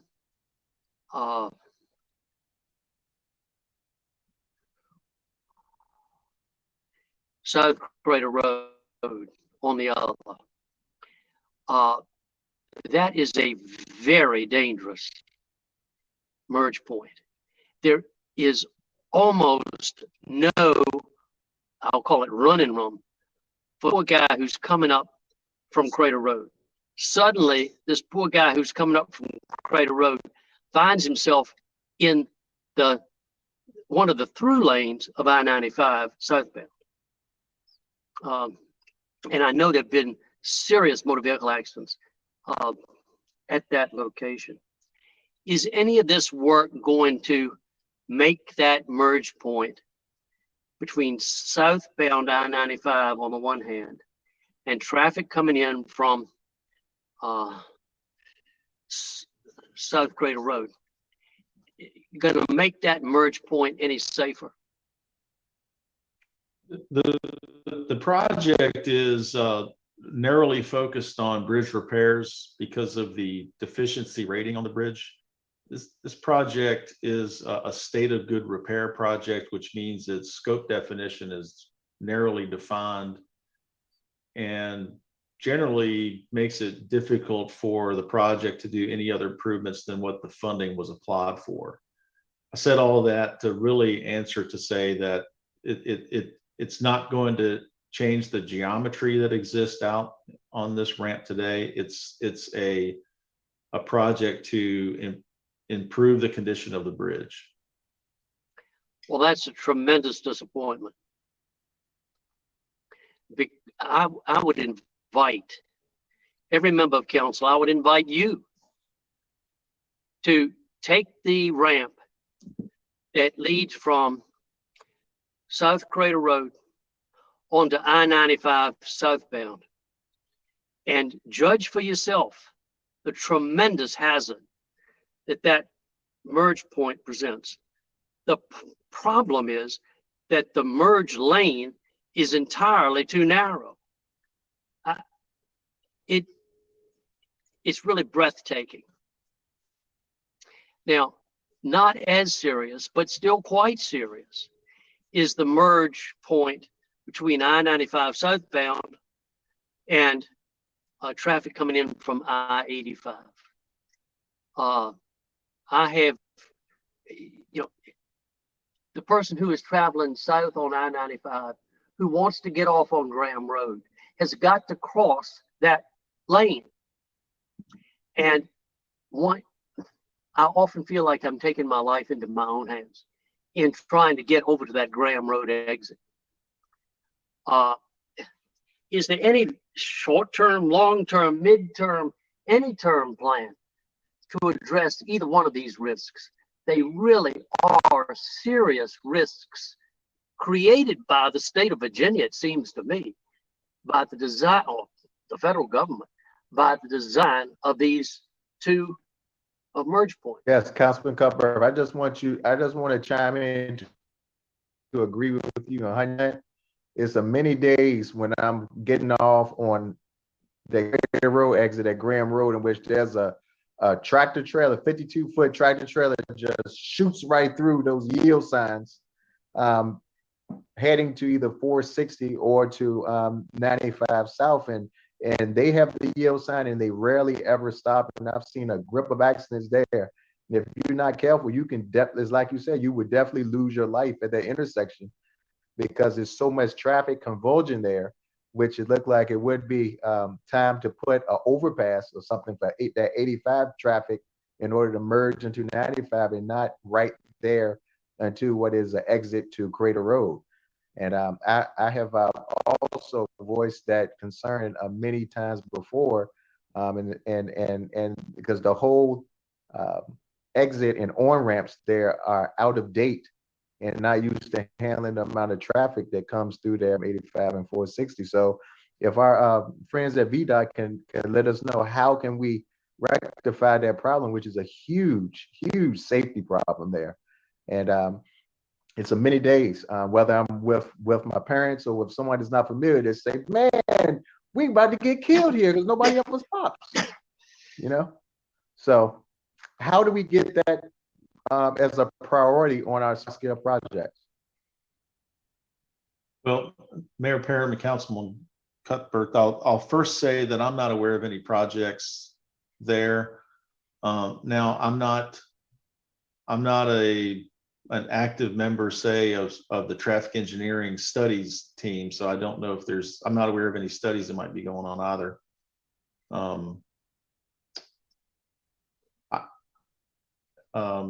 Mr. Chapman? Yes. Mr. Stuart Terrell, the city manager. I've worked with VDOT closely, and seems to be the process is to put a work order in, and then it prompts the process, particularly if it's urgent. Could we just initiate a work order in the system? Yeah, if I could, I'd like to, I know the residency's on, and I'm not asking the residency to speak up here because I can certainly work through my supervisor and his counterpart, so to speak, in traffic engineering and see what's available to you. I don't know if that's the exact process. It may be, but if I could check into it and then work back through with the residency on a response to that, I'd be happy to do that. As far as smart scale process, I believe it's probably mostly a matter of working with your MPO. I think you're within the Tri-Cities MPO, and maybe see if there's an opportunity to fix that. This intersection was applied for in one of the previous smart scale sessions, but I don't think it was successful. And I don't know why. I don't remember the reason why. Likely it had to do with some sort of cost benefit ratios, but I'm sure that's you certainly have someone that's, I would imagine, as a member of your MPO that you could bring this up and begin discussions with. Yes, sir, but those have a long lead time going through the MPO, and the smart scale processes from conception to implementation can be up to 2 to 3 years. What I'm hearing is this is urgent and very much a public safety matter. Is there a way we can escalate that? Well, I think the best thing I can offer for you is to, like I say, speak with my supervisor, who's the district location and design engineer, and include our district traffic engineer and see if they've done anything to date, if they plan to do anything, and if not, maybe work with your city staff on what VDOT can do to at least look at the situation. All right, well, you have my email, I hope. Yes, I do. Thank you. Yes, and if we could just pull that report, because even from our public safety team, we have a record of the number of accidents, the rear ends that happened there. And I know Councilman Hill is nodding his head too, because he's seen them too, because it affects my ward, Councilman Hill's ward, as long with Councilman Cuthbert's ward. And when rush hour comes, everyone is getting off on Crater Road southbound is going to a stop sign on Graham Road that backs all the way up to that ramp that's merging into 85 and 95 traffic, all converging right there. And since that exit was created, it's much more traffic, many more accidents, and it's definitely a huge problem there. And I know every time when it comes time for us to ask for some sort of mitigation there to those issues, I know we always lose out to projects in Northern Virginia and Tidewater who has more population. But on our end, any way we can try to get someone to look at that hazardous intersection that is a problem of accidents in Petersburg would definitely be greatly appreciated. All right. I'm getting a chat from our residency that says there has been several studies at that location, so we can look into that and see what's available to for the city to look at. I see Miss Ennis has her hand raised. I don't know if I'm supposed to. Yes, Miss Ennis. Yes, I was just saying I would work, my staff will work with VDOT. We will get the information and convey it to the council and at a future council meeting. Okay. And Mr. Terrell as well. Thank you.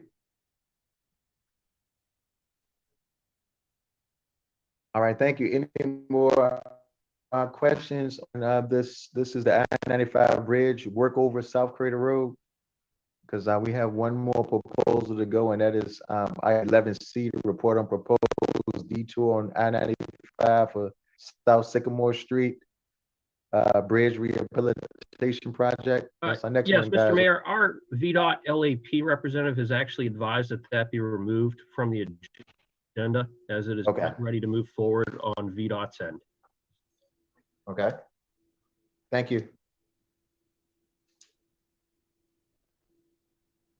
All right, I appreciate the presentations, guys, and if we can definitely get a follow-up on that Crater Road ramp. Next, Councilman Cupworth. Thank you, Mr. Mayor. Ms. Ennis and Mr. City Manager.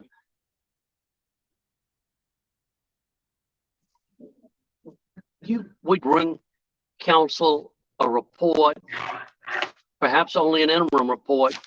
Final report would be even better. At our work session in September, that lays out for addressing, I'll call these,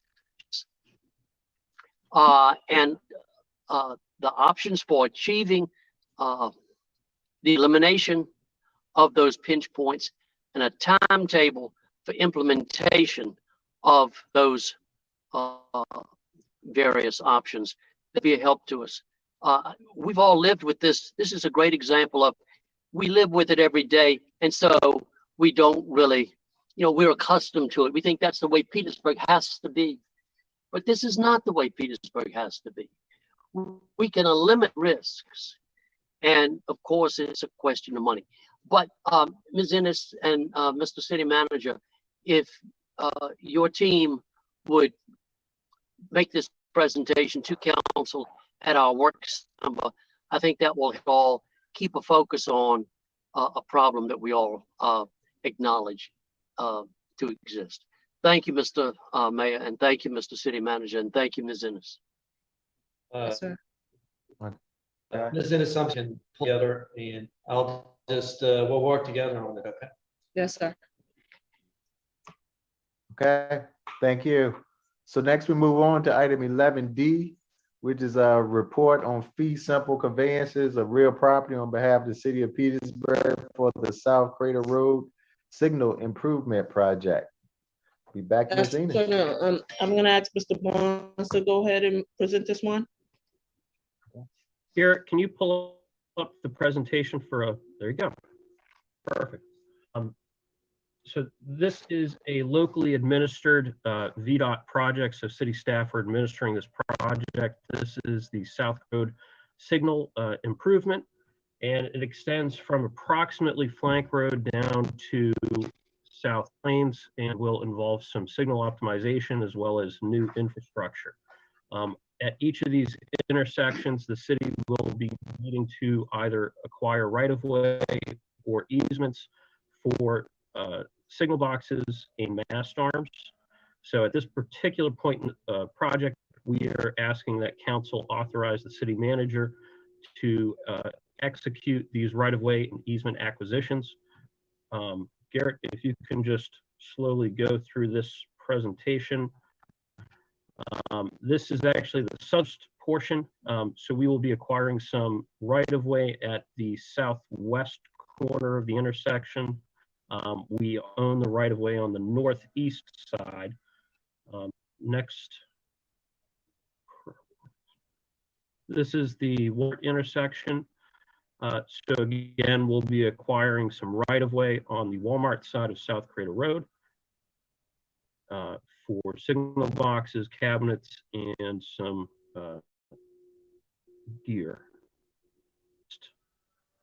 Sheet. This is Medical Park Boulevard. We will not be acquiring any right-of-way or easements in this location, but this is part of the overall project. Next page, please. This is Crater Circle.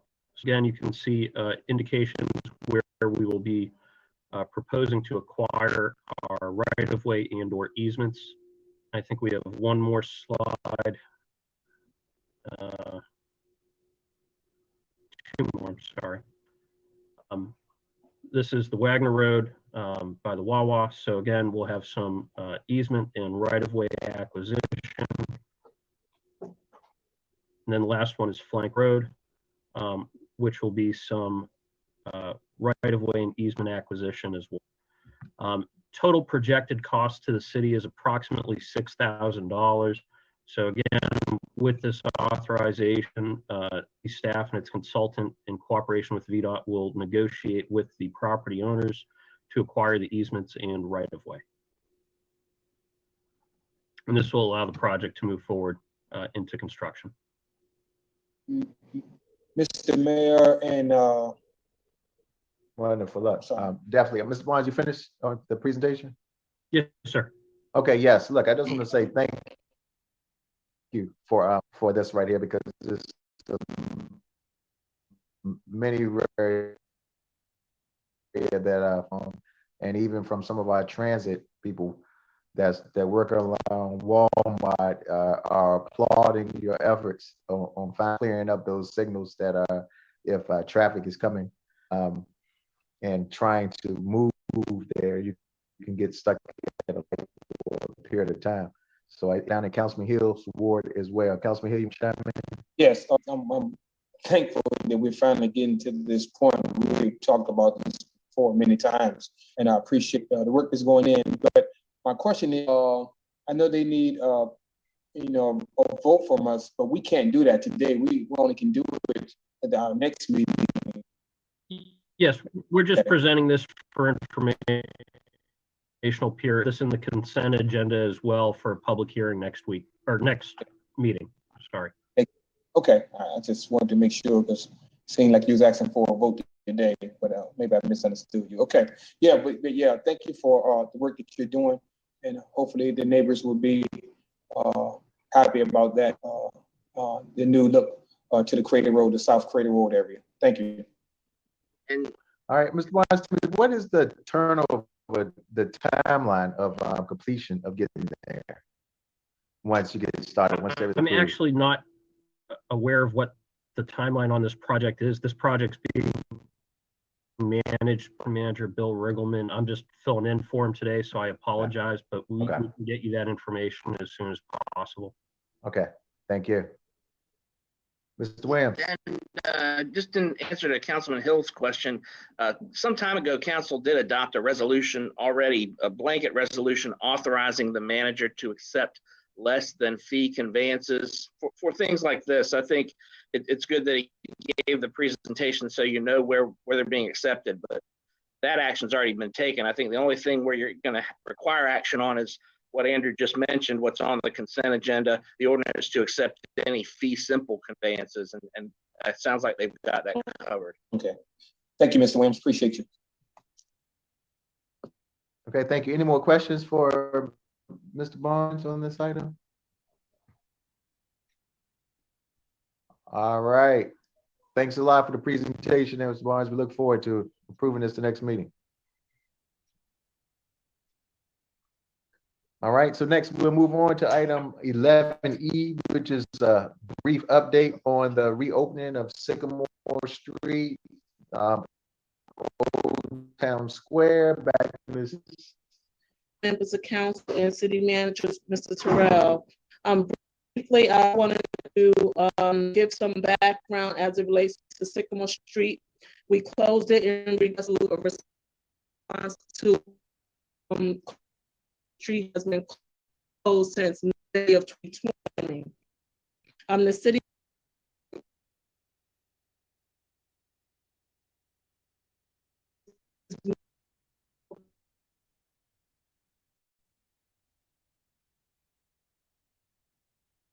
of a mile.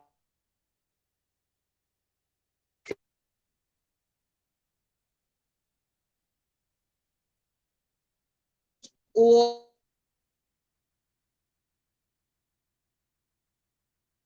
it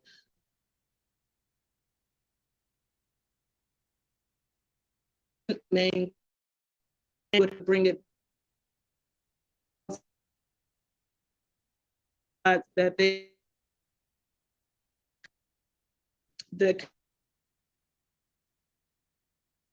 All right. At this time,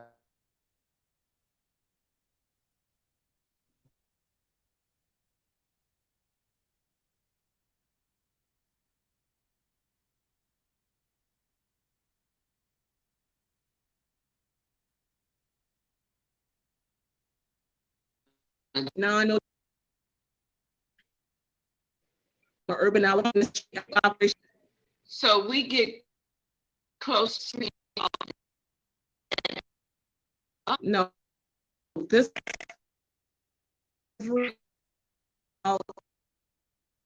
in Petersburg.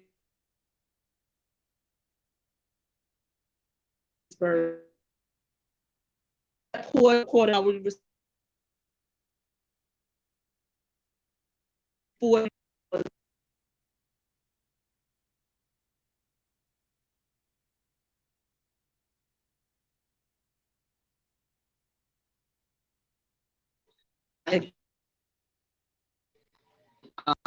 taxes are up to date from what they're making from the business.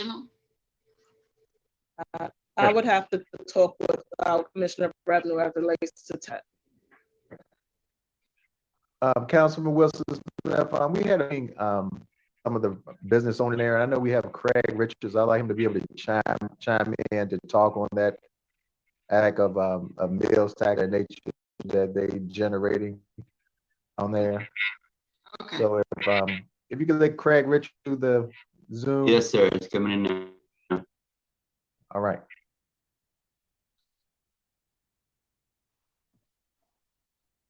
Mr. Members, we can hear you. How you doing? Hey, and research with LNN, we do have some raw data. After this meeting, I'll also email the raw data to every member of council.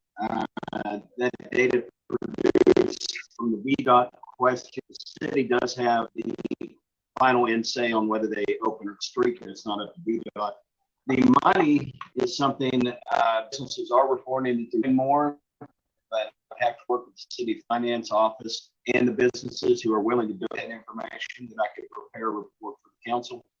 The two other things in question were the resting in the businesses of Old Town, whether they did that or not.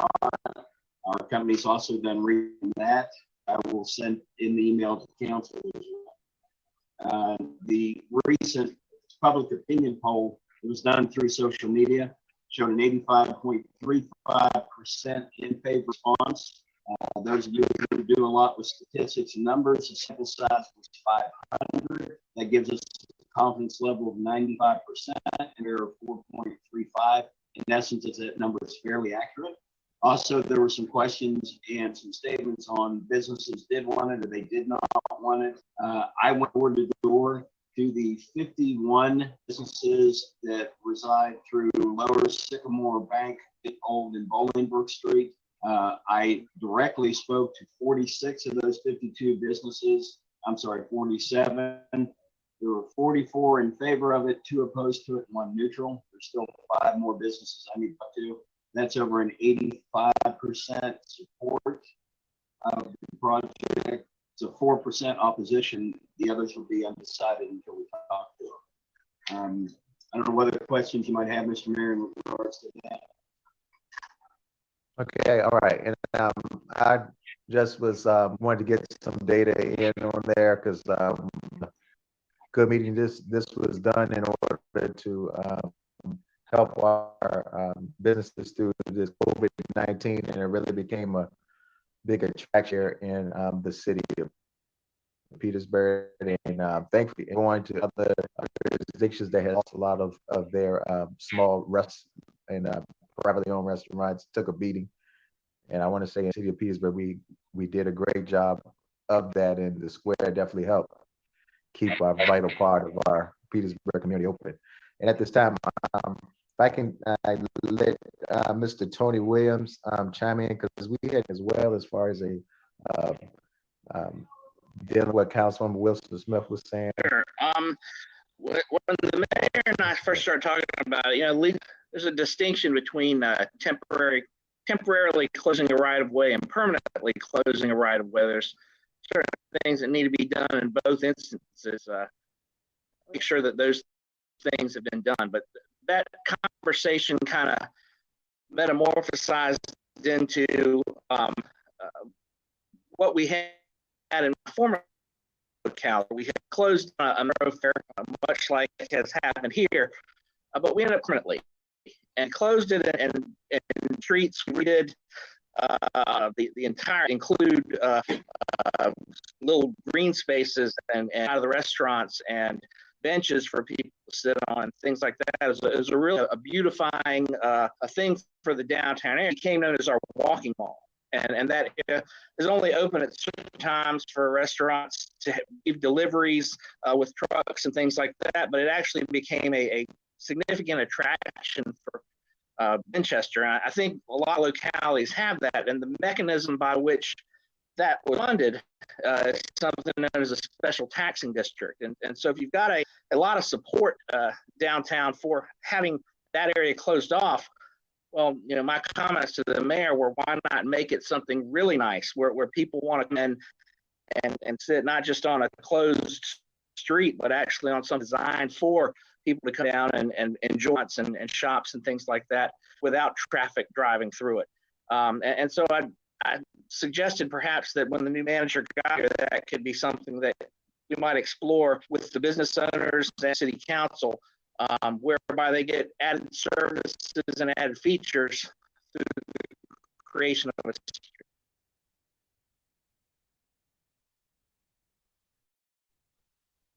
Okay. Now, Councilman Wilson Smith, I think we was the whole amount of revenue generated there. You're losing some from what would be the mechanism, I guess, to recoup that. Will we look at tax revenue, and if we contemplate a special taxing district to cover that expense? Yeah, I think if we look at the American Rescue Plan Act, there may be money that would supplement what we're using. And according to the agenda, if we are discussing is that what we're asking for today? Our views on this? Yes, we are discussing views on it because a vote has not been. We really hadn't explored the numbers here of impact to the city. Well, if you lose the $4,000 a year, I think they can rescue plan. So then that really moves. I also think that this is something new to the city. And I always use the phrase, think outside the box, and allows us to think outside the box. It allowed us to do something different in the city. this decision was made not by council, but it's coming before us now. I fully support leaving it there.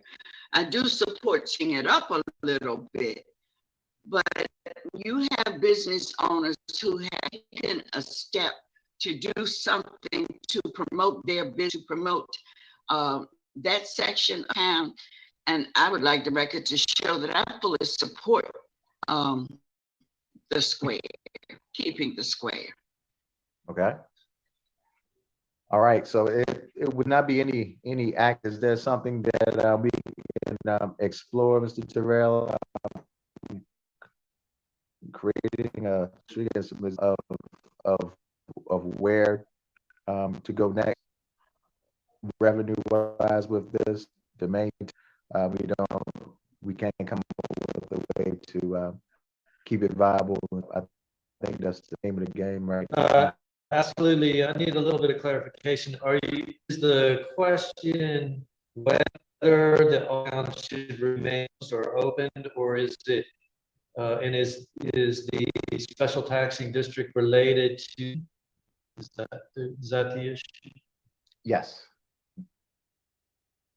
And right now, the pending reopening would require a council vote, or does VDOT operate independently? We, Mr. Terrell, we are asking the council for vote and guidance. VDOT has said that it's completely a decision as it relates to this. Okay, since appreciate you. If you can give me some more background on that, and then we'll set up an agenda item. Sound okay.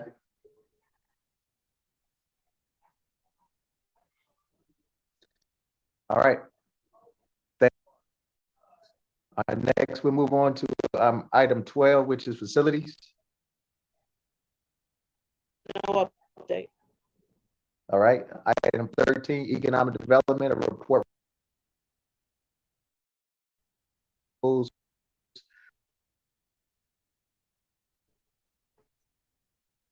This is going to be with Jeff. Do you see Jeff in the Zoom? And Mr. Reggie Tabor.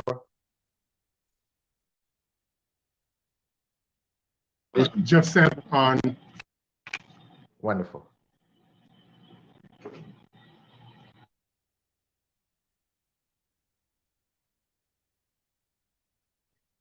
Gary, you see Mr. Sadler in the?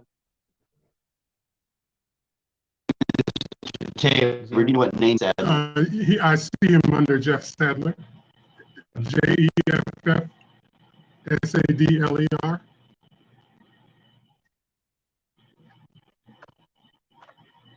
I see him on page 3.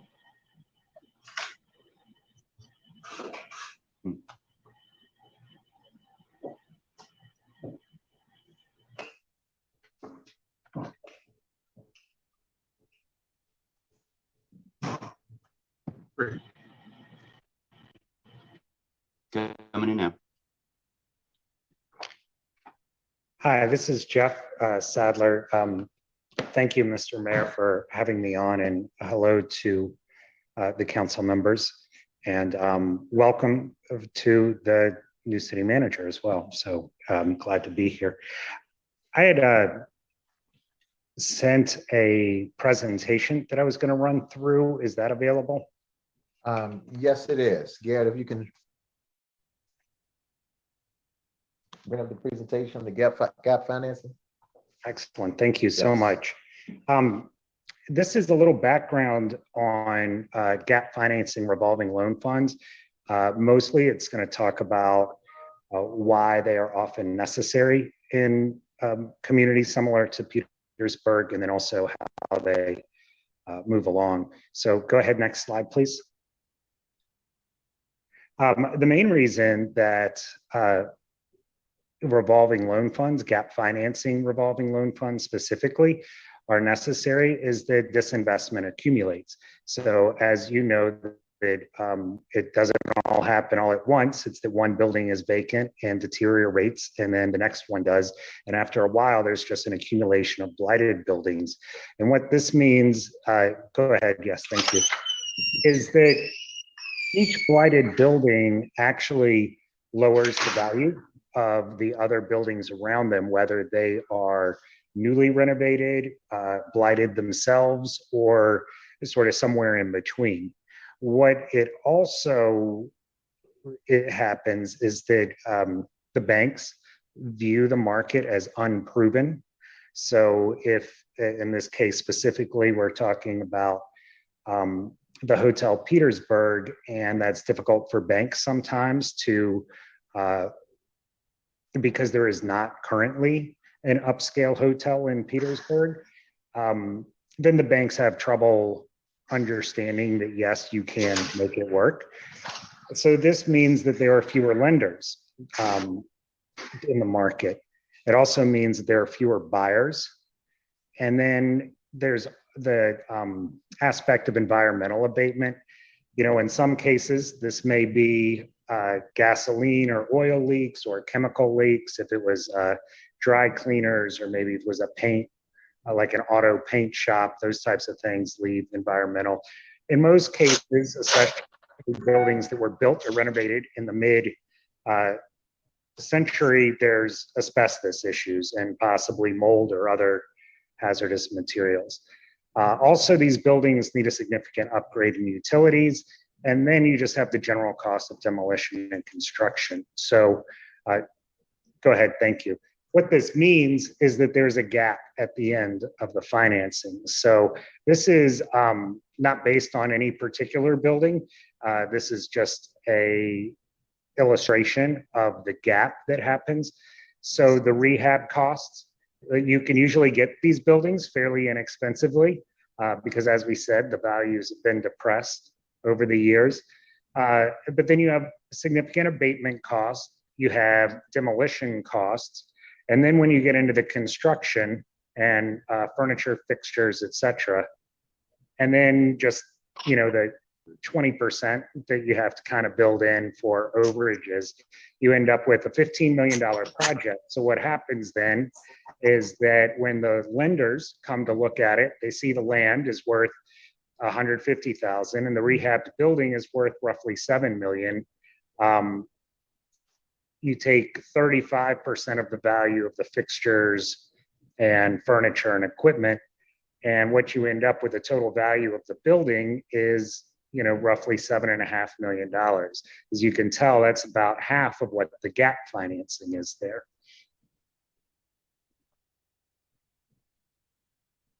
So another way of figuring this out is looking at the sale value versus the cash flow.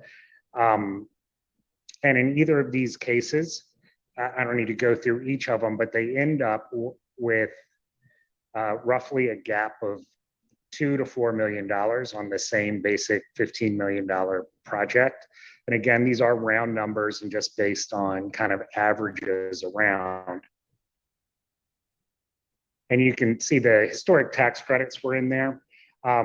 This is just to establish the gap. On the left-hand side of this, you see the historic tax credits, and I just used 28%. There's actually a much more detailed way of figuring that out, but roughly a 28% of 11,500,000 ends up with $3.5 million roughly. That's very important in filling the gaps, and that's why the historic tax credits exist, are to help fill the gaps on these projects that basically cost twice as much as the building is worth at the end. But it doesn't fill the entire gap. Thank you. I've worked, and again, I didn't properly introduce myself perhaps, but I'm a consultant with complete community economies. I used to run the state's community revitalization office at Department of Housing and Community Development. So I've worked with pretty much every city, town, county, and hamlet in Virginia, and have pretty good relationships with a lot of the economic development folks and community development folks therein. Both Danville and Lynchburg have revolving loan gap financing funds or gap financing revolving loan funds. Danville's was specifically established to help fill the gap on a hotel rehab project that they have underway. And they used accumulated utility proceeds to capitalize the revolving loan fund. Repayment of that fund will be used then for future projects. Lynchburg's is a little bit different. They are considering a capital revolving loan fund, so the gap financing like we've been talking about here and that Danville has, but currently theirs is geared towards small business. And they have used community development block grant funds in place of a revolving loan fund. This almost got them into a little bit of trouble, but basically because new projects are always a little on the edge sometimes, but long term, they have a great impact. And I don't know how many of you are familiar with the Craddock Terry Hotel project in downtown Lynchburg. That was funded, they did not use the revolving loan fund, but they used other city funds, well, they were federal funds through the city to put that project together and fill the gap. They did actually use some city funds to do a lot of the preparation of the building and the infrastructure to make that project available. And having worked with Lynchburg for roughly 15 years, that hotel was fairly new when I started, or actually under construction when I started working with them. In downtown Lynchburg is a completely new city from where it was 15 years ago. That is primarily because of the impact that the Craddock Terry Hotel has had on the community, and creating opportunities for new restaurants, for existing restaurants to continue to operate. They actually have 2 more hotels in downtown that have come into place because now it's a proven market. Mr. Sadler? Yes, sir. Stuart Terrell, I grew up in Lynchburg, and my dad took me downtown and watched that Craddock Terry, the shoe factory, when it caught on fire back in the 70s. So I'm glad to hear that it's come around, and I note that with a lot of praise. Thank you. Great. So this is just kind of the wrap up slide and talking about gap financing revolving loan funds. Basically when it's well put together, it bridges the financing gap for catalytic projects. So there's a lot in that one little phrase there. First off, catalytic projects would be larger projects that overflow just the one project. It's not that it's a business that's self-contained and people come and they leave.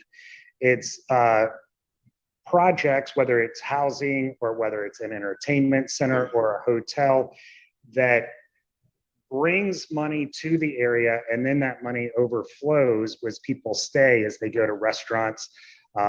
It helps to get other projects in the areas to attract investment as well. It should be targeting those high impact projects.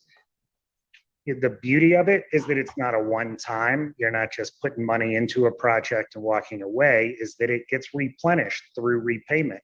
So after a period of time, you have the opportunity to then finance the next project. Usually they offer favorable terms, meaning that if the market rate for a project, it currently is going to be 4 to 5% for a high risk, as the banks would say, capital project, this would come in at maybe 2%. The closing fees could be 0, or they could be 0.5%, whereas a bank's going to require 1 to 2%. So just generally favorable terms. It could be interest only to begin with. Also, it could be set up so that it has a longer amortization rate. So it could be 20 years rather than 10 years. All that can be put together in the performance agreement that would go along with a particular project that is financed through the gap financing revolving loan fund. The beauty of it really, though, is that it stabilizes the tax base. It helps get some business going. It takes a building that probably was not paying any taxes or very minimal taxes, and oftentimes creating an actual drain because of public safety services that may need to be used for it, as people break in, and vagrancy and fires, etc. It removes the blight. Wonderful thing about removing a major blighted building is that every building in the vicinity goes up in value anywhere from 20 to 50% over the next 3 years. And that's even if they don't do anything to their buildings. Just removing the major blighted building increases the value of those buildings. It also creates jobs. And in this case, you know, it's an investment in Petersburg by Petersburg.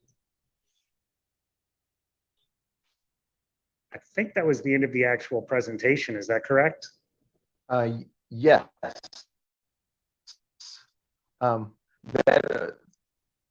these are pictures of the Craddock Cherry Hotel. I had a chance to tour that with Mr. Hal Craddock, and it's a fabulous hotel down there in Lynchburg, and it definitely shows what can be the cornerstone of revitalization for our downtown community, similar to what happened in Lynchburg.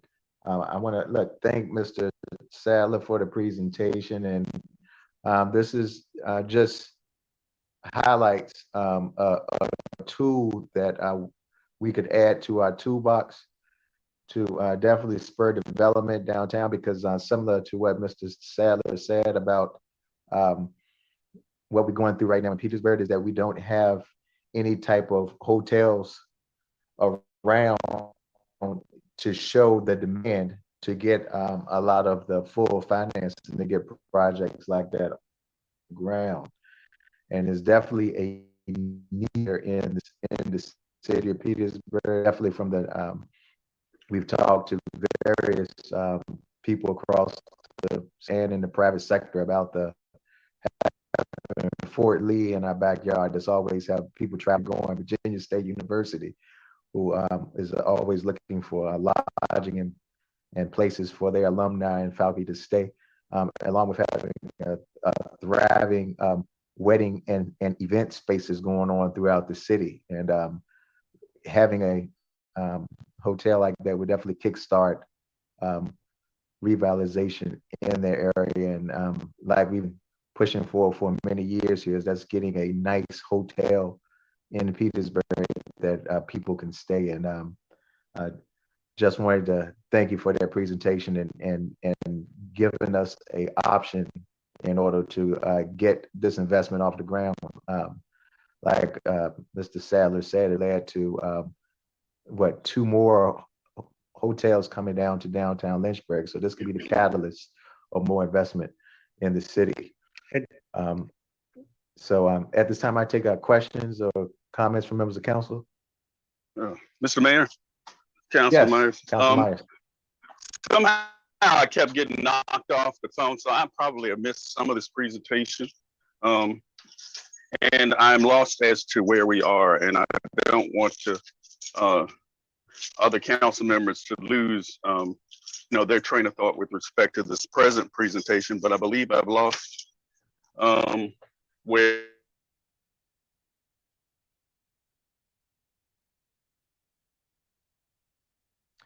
Councilor Myers, you froze up again.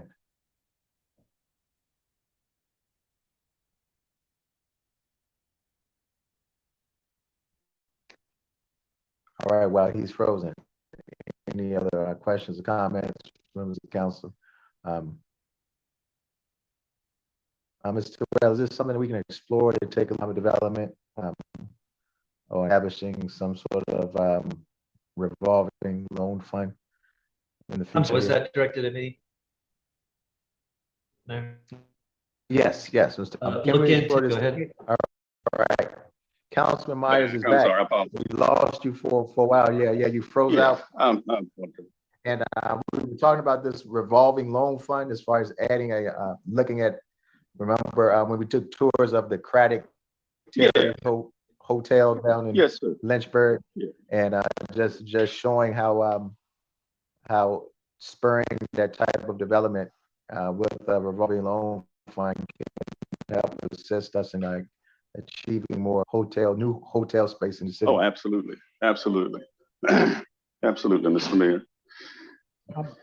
Right. So we just did a presentation on that, Okay. and would like to get Mr. Terrell and Economic Development to explore us how we can establish that type of mechanism to spur this development and hotel development in Petersburg, downtown area that they have options. Real quickly, if I may just interject. Yes, So Mr. the Sally. Economic Development Authority did approve a revolving loan fund, a gap financing revolving loan fund. It was approved for them in May, I believe. I think it was early May was that meeting.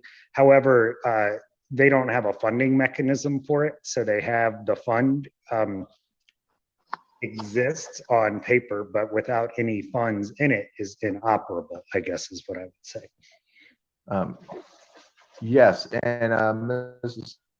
Sally, is it possible, being that we have the American Rescue money coming, is that a mechanism, being the hotel market has been hit very hard by COVID-19? Would that be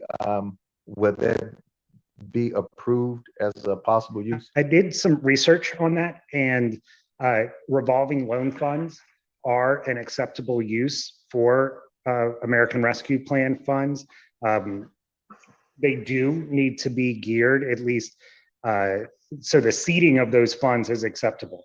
The use of those funds does need to be geared towards reviving industries such as tourism and hospitality.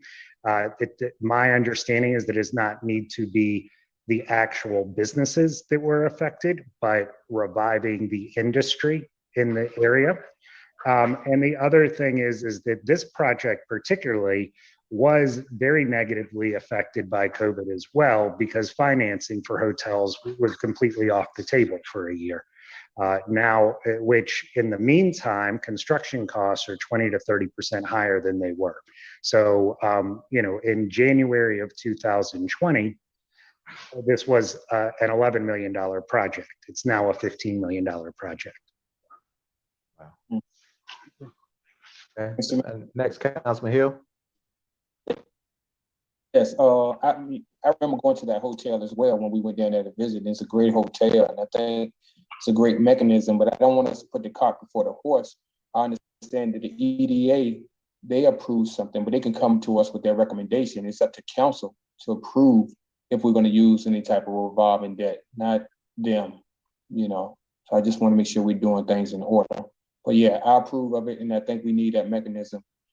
If that's a source to get it, to get some things done here. I definitely approve of that. Looking forward to hotels coming to Petersburg because it's sorely needed. As you see, all roads meet in Petersburg. So with that being said, I think it's something that we can explore and direct the city manager to explore that. I agree as well, Mr. Mayor. Okay. I think it's a great opportunity for the city. All right, Mr. Terrell, can you guys have the EDA staff and you research this? Maybe we can bring it back our next meeting in July.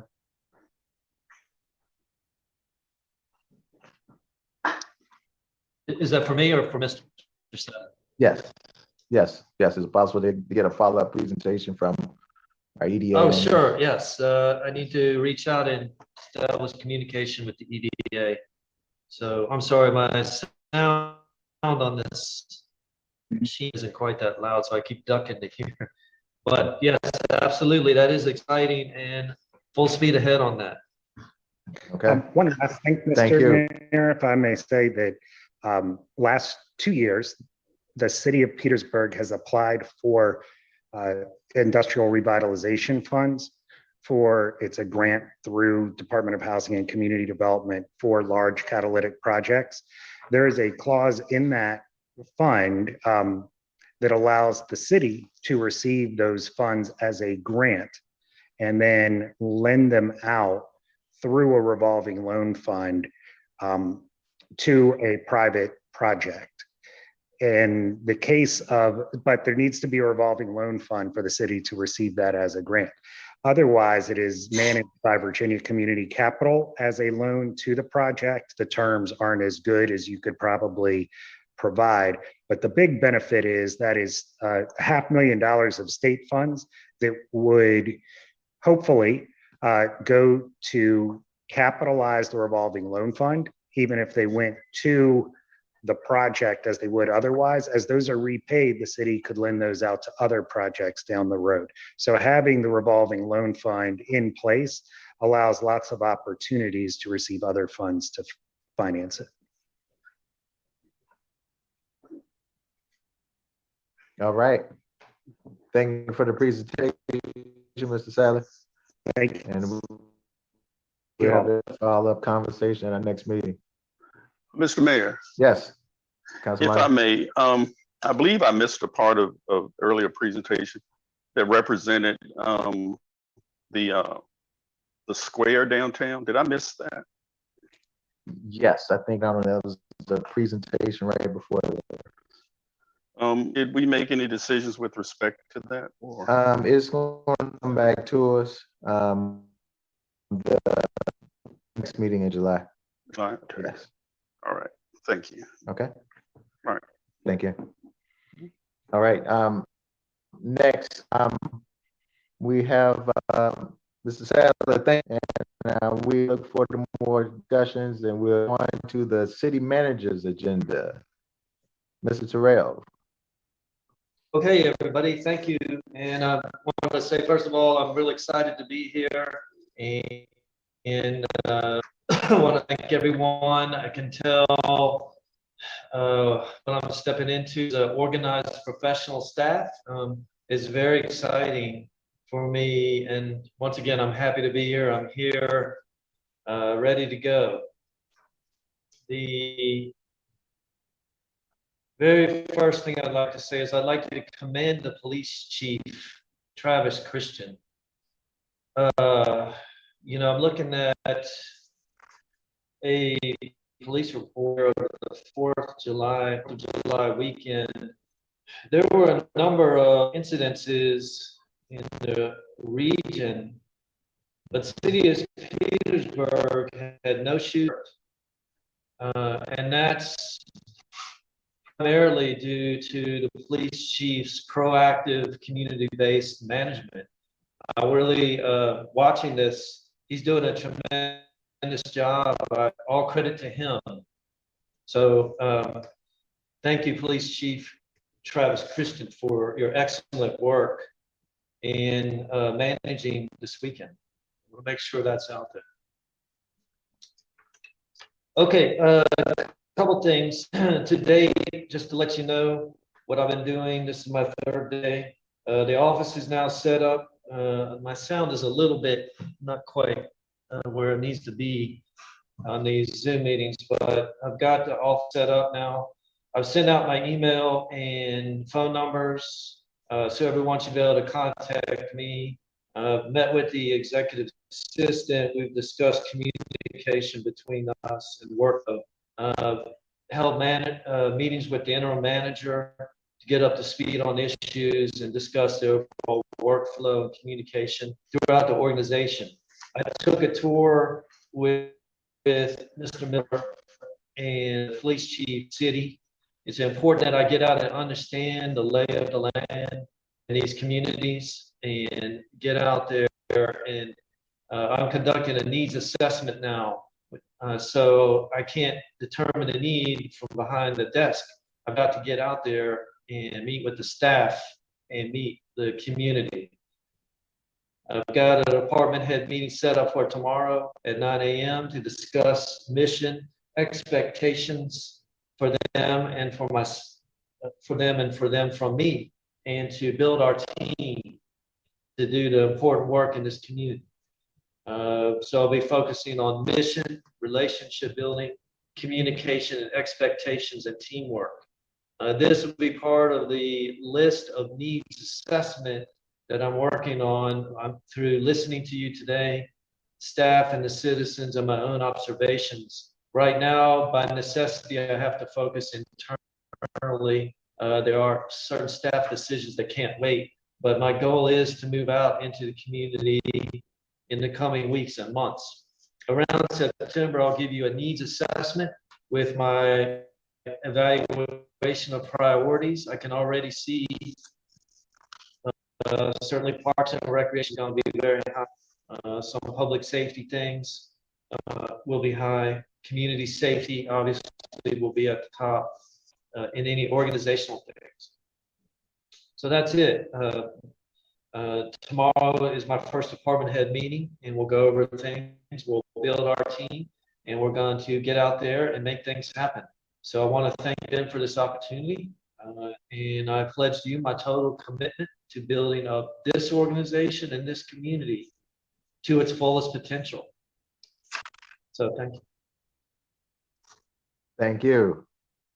And next we'll move on to item 14A, the code.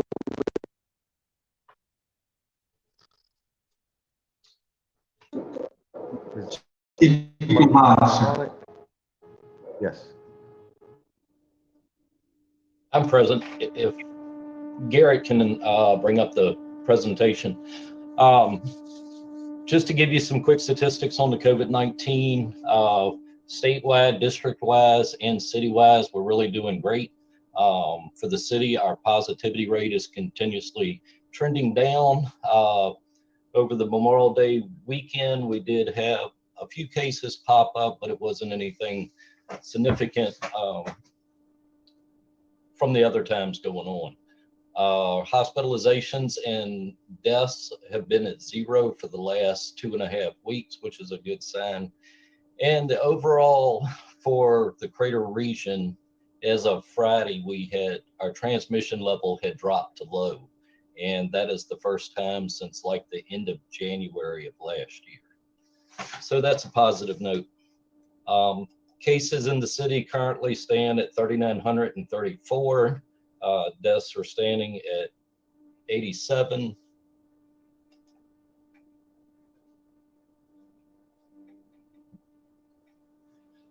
Our vaccination efforts for our adult population, we're still trending upward with that. We've had at least 54% of the adults 18 and over have received at least one vaccination, and at least 45% of our population is now fully vaccinated. There's not many real statistics on the adolescents down. I can tell you that so far we have only vaccinated about 530 in that age group. So we're continuously working on that agenda. With the recession of the state of emergency, we're anticipating losing a bunch of resources for continuing our vaccination sites. So the last few weeks we have been hitting them really hard. The last 2.5 weeks we've had 12 events, which have all been pretty positive, but you'll start seeing those numbers drop as we continue to lose resources, and things will begin transitioning to the city's health department.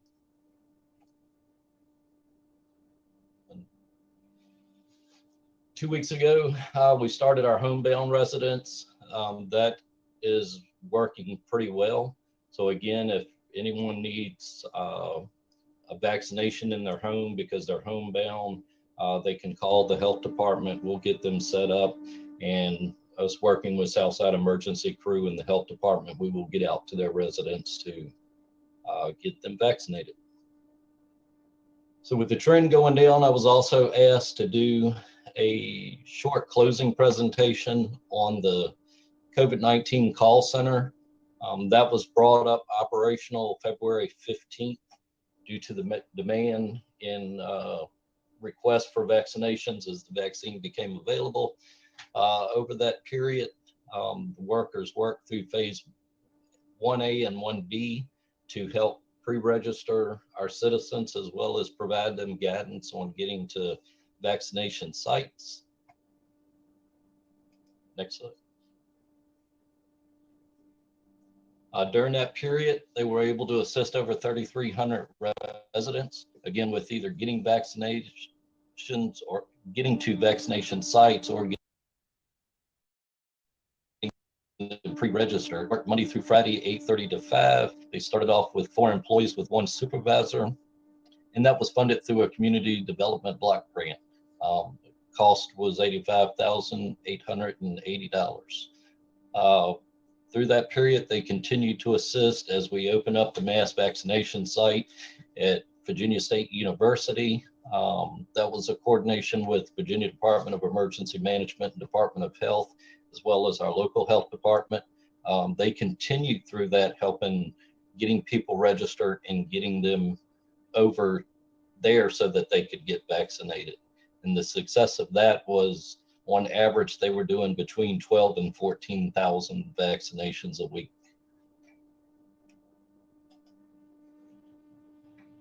So during that period, through February and March, they assisted about 1,800 residents in the city.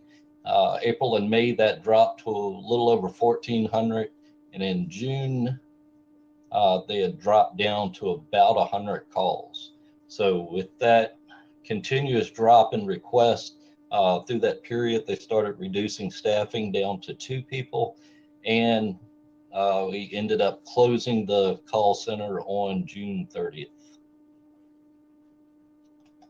So if anyone is still seeking vaccination, in general, they can go online to vaccinate.virginia.gov or call 877-VAX-NVA between 8 a.m. and 8 p.m. 7 days a week, and they can be given guidance on registering. And again, I remind everybody, if you know anyone or have anyone that's homebound that needs to be vaccinated, please call the health department and we will get them scheduled. That's the end of my presentation. Thank you. Thank you for the presentation, Chief McCullough. Next with questions from members of council. Councilman Wilson Smith had her hand up. We'll start with Councilman Wilson Smith. You're muted. I apologize. I did have my hand up, then I took it back down. Just about how can we promote or get our citizens to get the shots? Where Petersburg had the lowest number of citizens who had gotten their shots. So I started wondering, now how can we promote this better? What can we do to encourage citizens to get their shots? What kind of incentives can we put in place? What can we actually do? Well, chime in on that a little bit. Just to let you know, based on figures and statistics, Petersburg is second in the greater health region for the number of sites we've done and the vaccinations we've given. The only place right now as of Friday that has outdone us was Surrey County. Okay. So we are nations in the sites that have been provided to our citizens. That have been provided, is that the same thing is that has gotten the shots? Because to provide them doesn't mean they actually got them. Yes, that's actually the number of citizens that have received the shots. Okay, thank you. Thank you. Okay, any other questions or comments for Chief McCullough?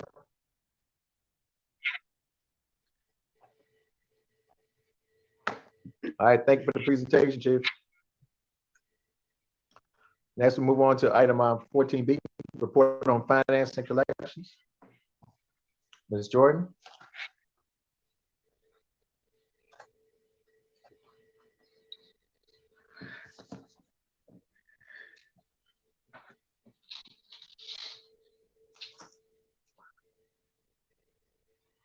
Okay, Ms. Jordan. Good afternoon, Mayor. Okay. Council. Good afternoon. City Manager, Interim City Manager. I just want to do a quick comparison of where we were last year to this year in finances. Can you go to the next slide, please, Garrett? So the Department of Finance and Collections, we continue to ensure that the resident bills are being processed accurately and timely. Our average weekly collections were previously 400, 500,000. We have been trending consistently with $1 million per week, which is amazing. For the last week in June, we processed, even though the slide says 4 million before I finished the numbers for the end of the week, we ended up doing over $5 million in 1 week processing payments in-house, which is amazing for the city. The year-over-year cash flow shows a 60%, over a 60% increase from where it was last year. We have May up on the screen, 17 million for 21, 8 million for 20. For June, it was 15.1 million, and we're already at 21.9 million right now for June. So that's great. This increase is attributed to our ability to make sure that we're proud. We have increased our collection efforts across the city. We're monitoring cash flow. We're monitoring from making sure that we are receiving our grants reimbursements timely and monitoring the city's expenditures at the same time as we continue to move towards the goal of being financially sound, and we'll continue our efforts to be good stewards of the city's money. That's all I have. Thank you so much, Ms. Jordan, for the presentation. We're excited to see those numbers. And next we'll go to questions from members of council. Councilman Cutler. Thank you, Mr. Mayor. What is our recent overall collection rate for utilities? I believe the last time we ran it was, I want to say it's 88.6. That's great. 88.6? Yes, sir. Well, that's wonderful. Well, I know you deserve a lot of credit for that number. But now, like all aggregate numbers, it has its components. Do you have a subset for the collection rate for commercial accounts? I would just look at the report again, Councilman Cuthbert. It was broken down, but I don't know it off the top of my head. But it went from being in the low 60s to the 80s in a month. We've been really focusing on moving forward, collecting on especially the utility accounts. Anything that's 90 days past due, we're going to start sending forward in all of those accounts to collection, especially the inactive accounts. The other ones that have to be verified to make sure that the consumption and everything is correct within the system, and then we'll start moving on collecting on this as well. Mr. Mayor, I'd like to ask our new city manager about reporting periodically to council our utility collection rate. I think learning from our efforts, council's efforts in the past to stay informed and to have the administration keep us informed, it seemed that a moving average for the past 3 months reported on a monthly basis was a very useful piece of it to have. And I wonder if Mr. Terrell, you would ask staff to give us that information on levels. One level is overall, that is a moving average past 3 months overall collection rate for utilities. And in that same report, information as to the each of the subsets that make up our overall collection. As I recollect it, those subsets are, I think, like retail, commercial, and industrial. Councilman Cutler, is residential, commercial, and industrial. There we go. There we go. I think that would be very helpful to council. And Mr. Terrell, is that something that staff could present to City Council on an indefinite basis at either our work session or our regular meeting for the indefinite future? Oh, absolutely. And Ms. Jordan seems like she's got her finger on it. And I think you understand the order, and we can talk about it. But I Yes, think sir. you've got it. Well, that's great and very helpful. And it's not just that council needs information. Council needs information in order to judge the size and frequency of future increases in our utility rates. And you haven't been privy party to our discussions in the past, but I think to all members of council that the higher the utility collection rate, the lower future increases are going to have to be in our utility rate. And so this is very useful information to council. That is our utility collection rate. Very useful information. And it's that information helps council work with staff and helps council minimize, for the benefit of the public, those future utility rate increases are going to have to be. Now, I realize that they're going to have to be future utility rate increases. I think all members of council acknowledge that reality. But the higher the utility collection rate, the less those increases are going to have to be. So this is very useful information. And Mr. Terrell, if you would ask the staff to present that information to council on a monthly basis for the indefinite future. As I say, I don't know that it matters whether it's at a work session or whether it's at a regular meeting, but I appreciate it very much, Mr. Terrell. Yes, Councilman Cuthbert. Can I get Robert Floyd has his hand raised to chime in on your conversation? Mr. Floyd.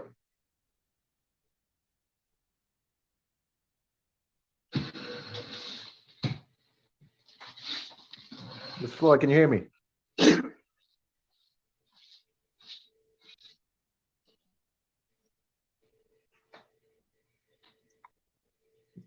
Gary, can you unmute Mr. Robert Floyd? Good afternoon, Mayor, members of council. Thank you, Garrett. Okay. Good afternoon. Stacy, is it okay if I have numbers through May had talked about the other day? I actually have them up right now. I have them. I found it as they were speaking about something else. Gotcha. Thank you, though, Robert. I appreciate it. No problem. So the total for May was actually 89.4.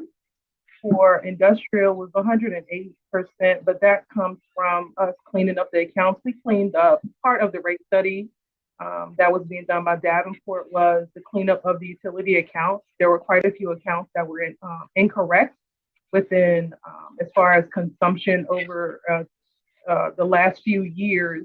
So we ended up actually cleaning up over 300 and something accounts, and there are quite a few other accounts that need to be cleaned up as well. But for commercial, the percentage was about 99.8% in collection versus which was what was billed and what was collected.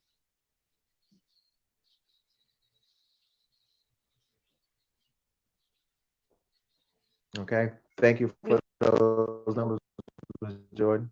Welcome. Mayor. Yes. Miss Jordan.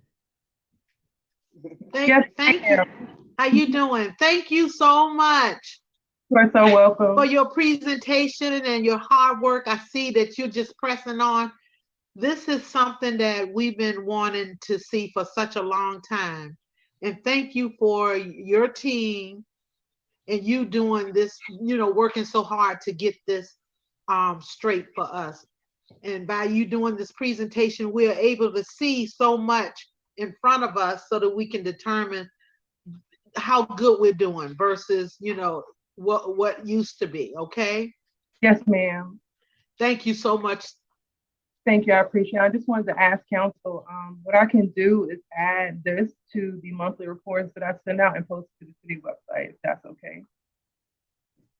Would that be okay? That's good. Sounds good to me. Thank you. You're welcome. All right. Next, we'll move on to item 15, business of reports from the clerk. Any items? I have no items. Okay, next we move on to business of reports from the city attorney, Mr. Williams. Sir, Mr. Mayor, I did have a few items that Councilwoman Wilson Smith had asked about at the last meeting.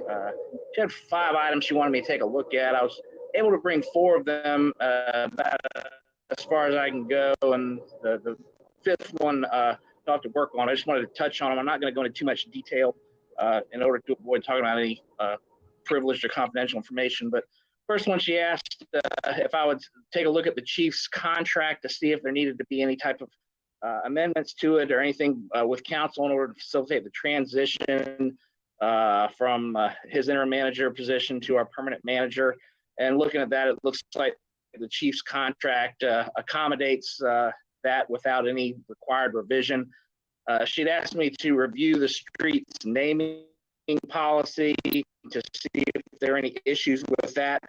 Recommended revisions that I had to that, and I've forwarded them to Ms. Ennis, who is working on amendments that she is going to bring in front of council in the near future.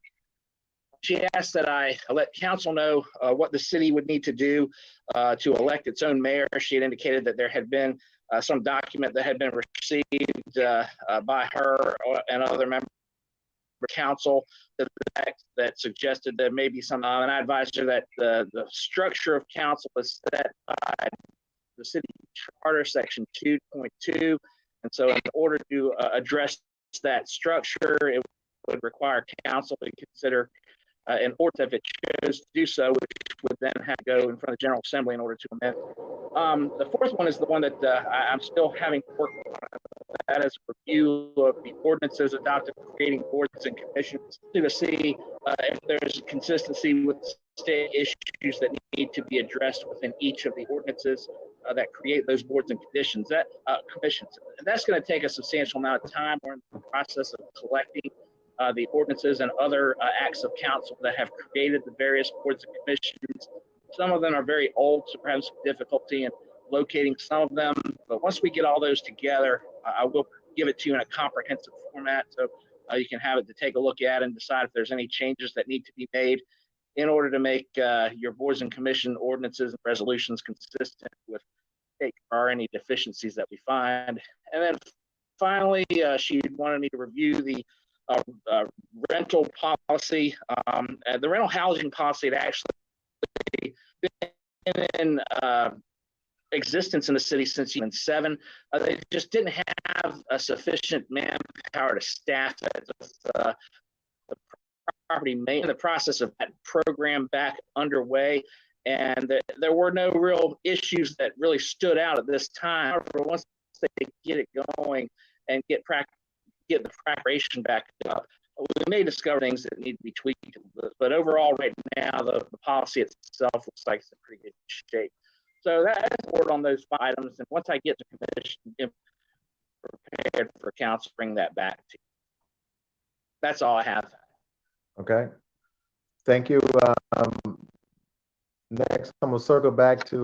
Yes, sir. In reviewing my notes, Mr. Mayor, one thing that council asked us to do was have a look at the Freedom Support Center with respect to the funding that was already allocated in our budget. I wanted Mr. Floyd to come before council and give a quick overview on what council had asked for. Mr. Floyd, if you would please, sir.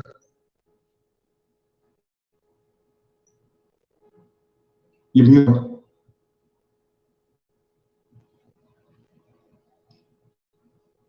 Jared, could you unmute him, please? There we go.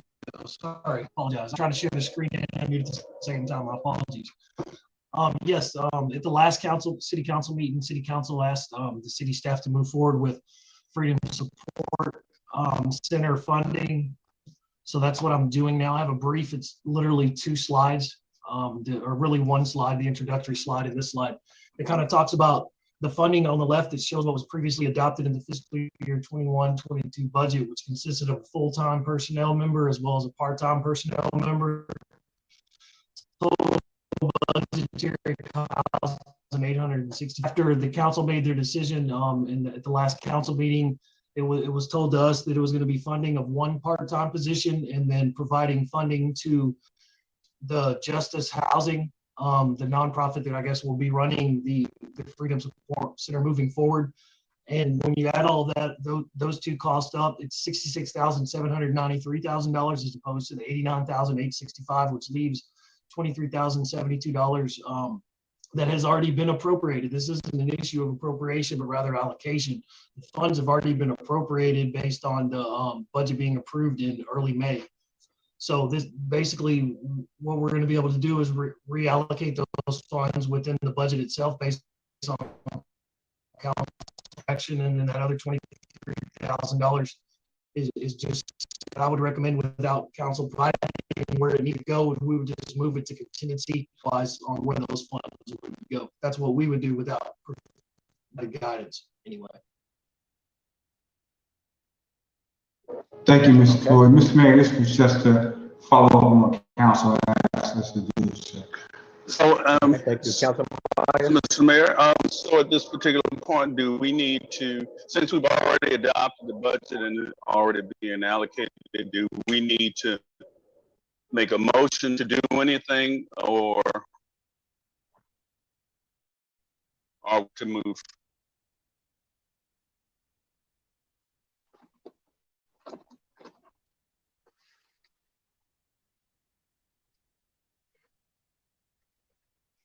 That goes to Mr. Miller. I see Ms. Trester Wilson Smith has her hand raised, Mr. Mayor.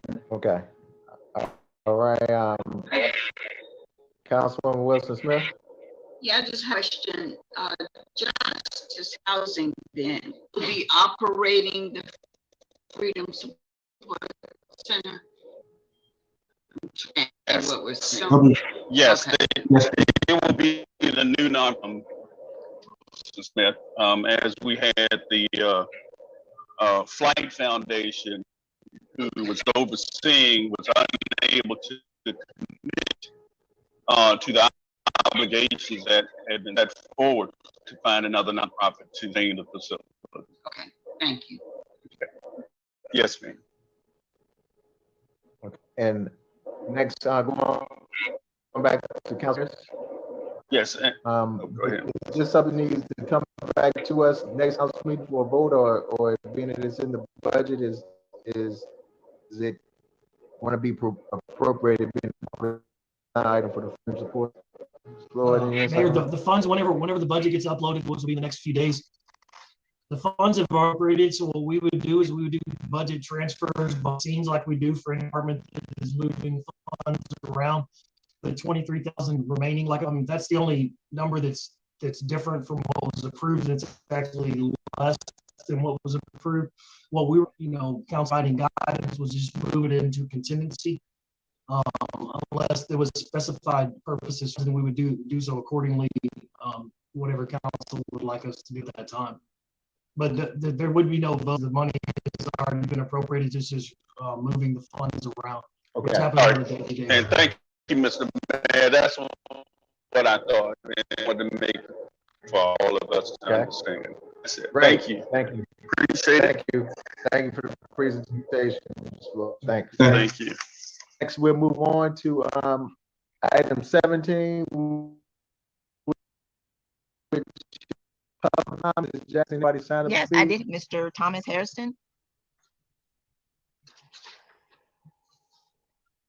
Mr. Thomas Harrison in the. And I looked a little while ago to see if he was on a call, and I did not see his name unless he's under a telephone number. I didn't see Unless his he's name. coming in as somebody else. There's neither one of those there. Probably. Okay, so we'll start off with the hands as raised to Giovanni Brewster.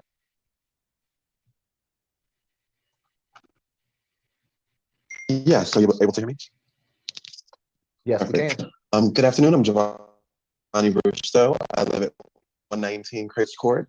And I wanted to jog you all's memory a little bit. I recently asked about a couple $1 million of tax money that had been moved to a bank account in Utah, and how the mayor said that he would be asking the city treasurer to come before the council. You all told me a couple times I asked if there was no update, and you'd let the public know when more information will be available. So coincidentally, I happened to run into the treasurer not long after that meeting, and I told him I was looking forward to him coming before the council to give an explanation. But this was last summer, and it's been almost a year, nothing's happened. So I told him I was getting ready to suggest that he be subpoenaed. He told me this was his first time hearing this. And he also said that, the answer to your own questions. He said the money was being invested. And at the same time, I happened to run into someone else in the treasurer's office at that same moment across the room, so they didn't have a chance to corroborate their stories. And they told me the same story, that they also never heard this of being of any type of concern. And the treasurer told me that he was welcome to, or I'd be welcome to share this with the council. So not exactly sure what the purpose of this was, but I would say that if I were a betting man, I think that this was probably to make the treasurer's office look bad and damage the chances of anyone running for treasurer from that office during the next election cycle, since we do have our constitutional office elections this year. And in hopes that somebody might be willing to take the bait and run with it. And unfortunately, it looks like that was me. But I just thought I would share what he had to say. I promised that I would let everyone know, although at this point in time, I said I wasn't sure what purpose that would be, because it kind of appears that people happen to be lying because they have the air to breathe to do it. But, and I'll add that if this were illegal, this is 7 digits. He'd be in jail already. And either the transaction was proper or it wasn't. If it's not, then let's handle it, but it shouldn't be a secret. And I also wanted to welcome the new city manager. I'd like to express what I would like to see him not do. A few months ago, something happened where Councilmember Cuthbert directed the interim city manager to write a letter on behalf of the council to a business. And at that point, Councilmember Wilson Smith stepped in and she raised her hand saying that, excuse me, one council member supported this decision and not the entire council. So as a reminder, no council members to direct a member of the city staff or the city manager to do anything on behalf of the council without a vote. And thankfully, Councilmember Wilson Smith caught that. This is not Cuthbert law. This is the city manager is not your personal assistant, legal assistant, or clerk. And it actually just happened a little bit earlier regarding the collection rates. I'd suggest the next time that someone decides to feel entitled and break the rules like that, as some customarily like to do, it would be suggested for the mayor to have the person censured, and the city manager should probably remind them that they're stepping out of turn. But that's all I have for now. Thank you.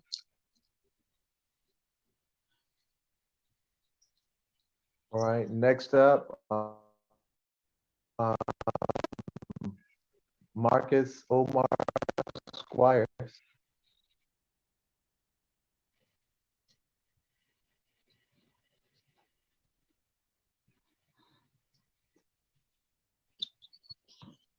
Hi, Marcus Omar Squires. Hello, can you hear me?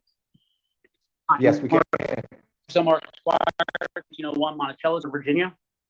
I hope City Council looks at its total moratorium on evictions and follows the CDC's moratorium and not have a total moratorium on evictions.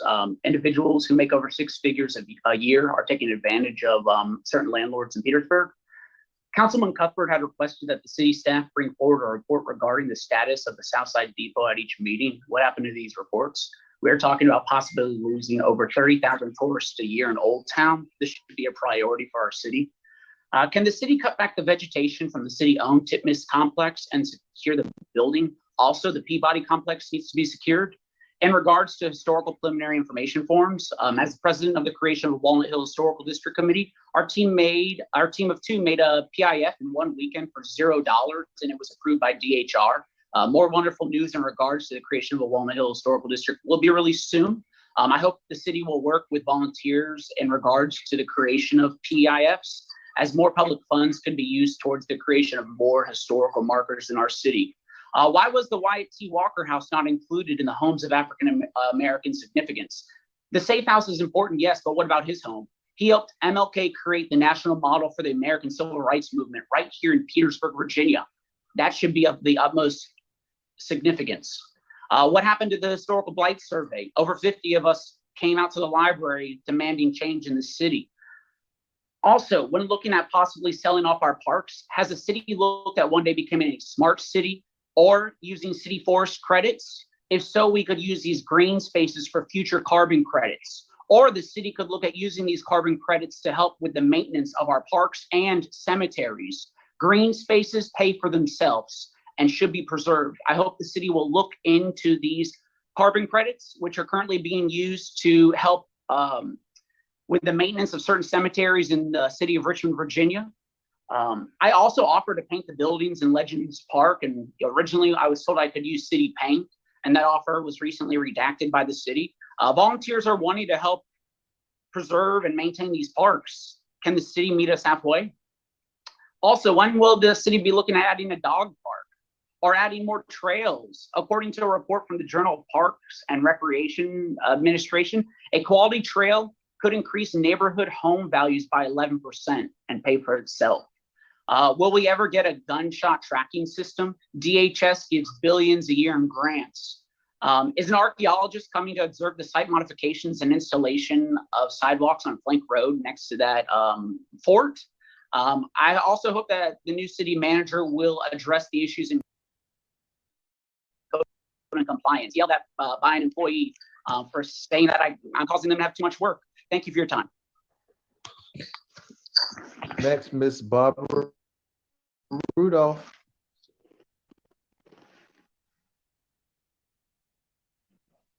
Good night, council and city manager. This is Barb Rudolph, 1675 Mount Vernon Street.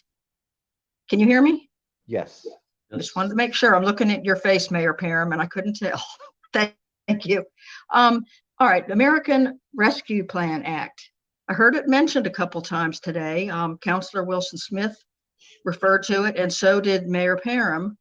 And it appears like people have a lot of good ideas about things that might be able to be done with that money, which is almost $21 million in the case of Petersburg, which is really huge when you think about it. I mean, it's like a fifth or more of the operating budget with all funding sources included. You've also got money coming from the state.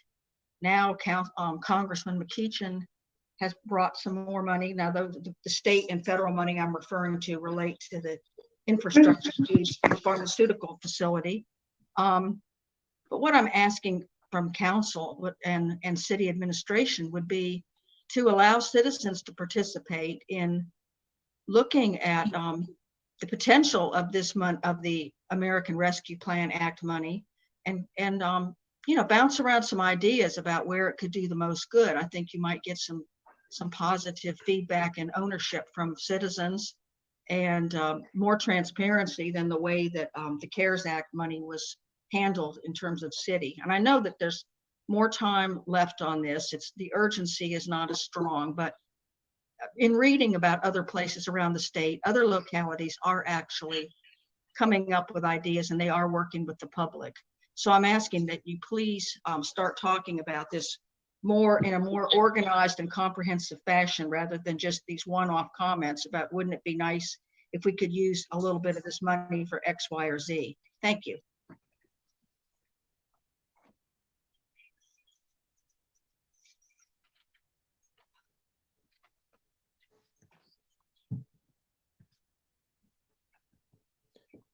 Garrett, any other hands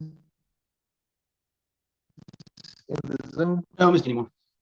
All right, seeing no other hands, the public comment period is closed. Next, move on to item 18, adjournment. Second. All in favor, say aye. This